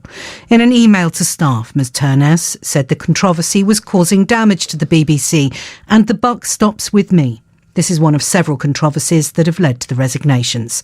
Noor Nanji has more. I think it's fair to say there's been a number of issues that may have led up to this point. You'll remember in the summer, for example, there was that row over the BBC's Glastonbury coverage and its decision to live stream that controversial set by Bob Villan. There's also been the question marks over the Gaza documentary that it aired as well, and that Ofcom found to have seriously breached the broadcasting rules. And then, of course, you do have this Panorama row that has shown no signs of going away, and it could be that that has been the straw that broke the camel's back. Super Typhoon Fengwang has made landfall in the Philippines. It's the second major storm to hit the nation in a week. Around 1 million people have been evacuated. Jonathan Head is in eastern Luzon, where the typhoon first made landfall. That rain brings with it the risk of landslides and of flash floods. And remember, it was flash floods that killed so many people just a week ago in the central Philippines, caught them completely by surprise. So it's not until this storm has done its worst and passed us that we will know how much water has been left and how much damage that may have done. Home Office figures show 503 migrants crossed the channel in small boats yesterday after 2 weeks of windy weather during which there were no crossings. It brings the total for the year so far to almost 39,000. 2 care workers have been charged with the ill treatment of 4 patients at the Edenfield Mental Health Unit in Greater Manchester. Police say they're working to ensure adequate safeguarding. Phil Bodmer reports. Police began an investigation into the secure unit in Prestwich in 2022, following a BBC Panorama programme which revealed how patients were being humiliated and bullied. NHS England commissioned an independent review which found the unit had chronic staff shortages, low morale and a high turnover of employees. A support worker from Bolton, Cheryl Price, has been charged with 14 counts of ill treatment against 4 alleged victims. And Sarah Coleman, a nurse from Stretford, has been charged with 5 counts. A Palestine Action protester has absconded from prison in South London. Sean Middlesbrough was granted permission to attend his brother's wedding, but failed to return to Wandsworth Prison. It's the same jail where at least 2 inmates have been mistakenly released in recent weeks. A quick look at the weather. Heavy rain moving up from the south of England, reaching Northern Ireland and Scotland in the early hours of the morning. Clearer spells developing in Western England and Wales. BBC News, it's 3 minutes past 7.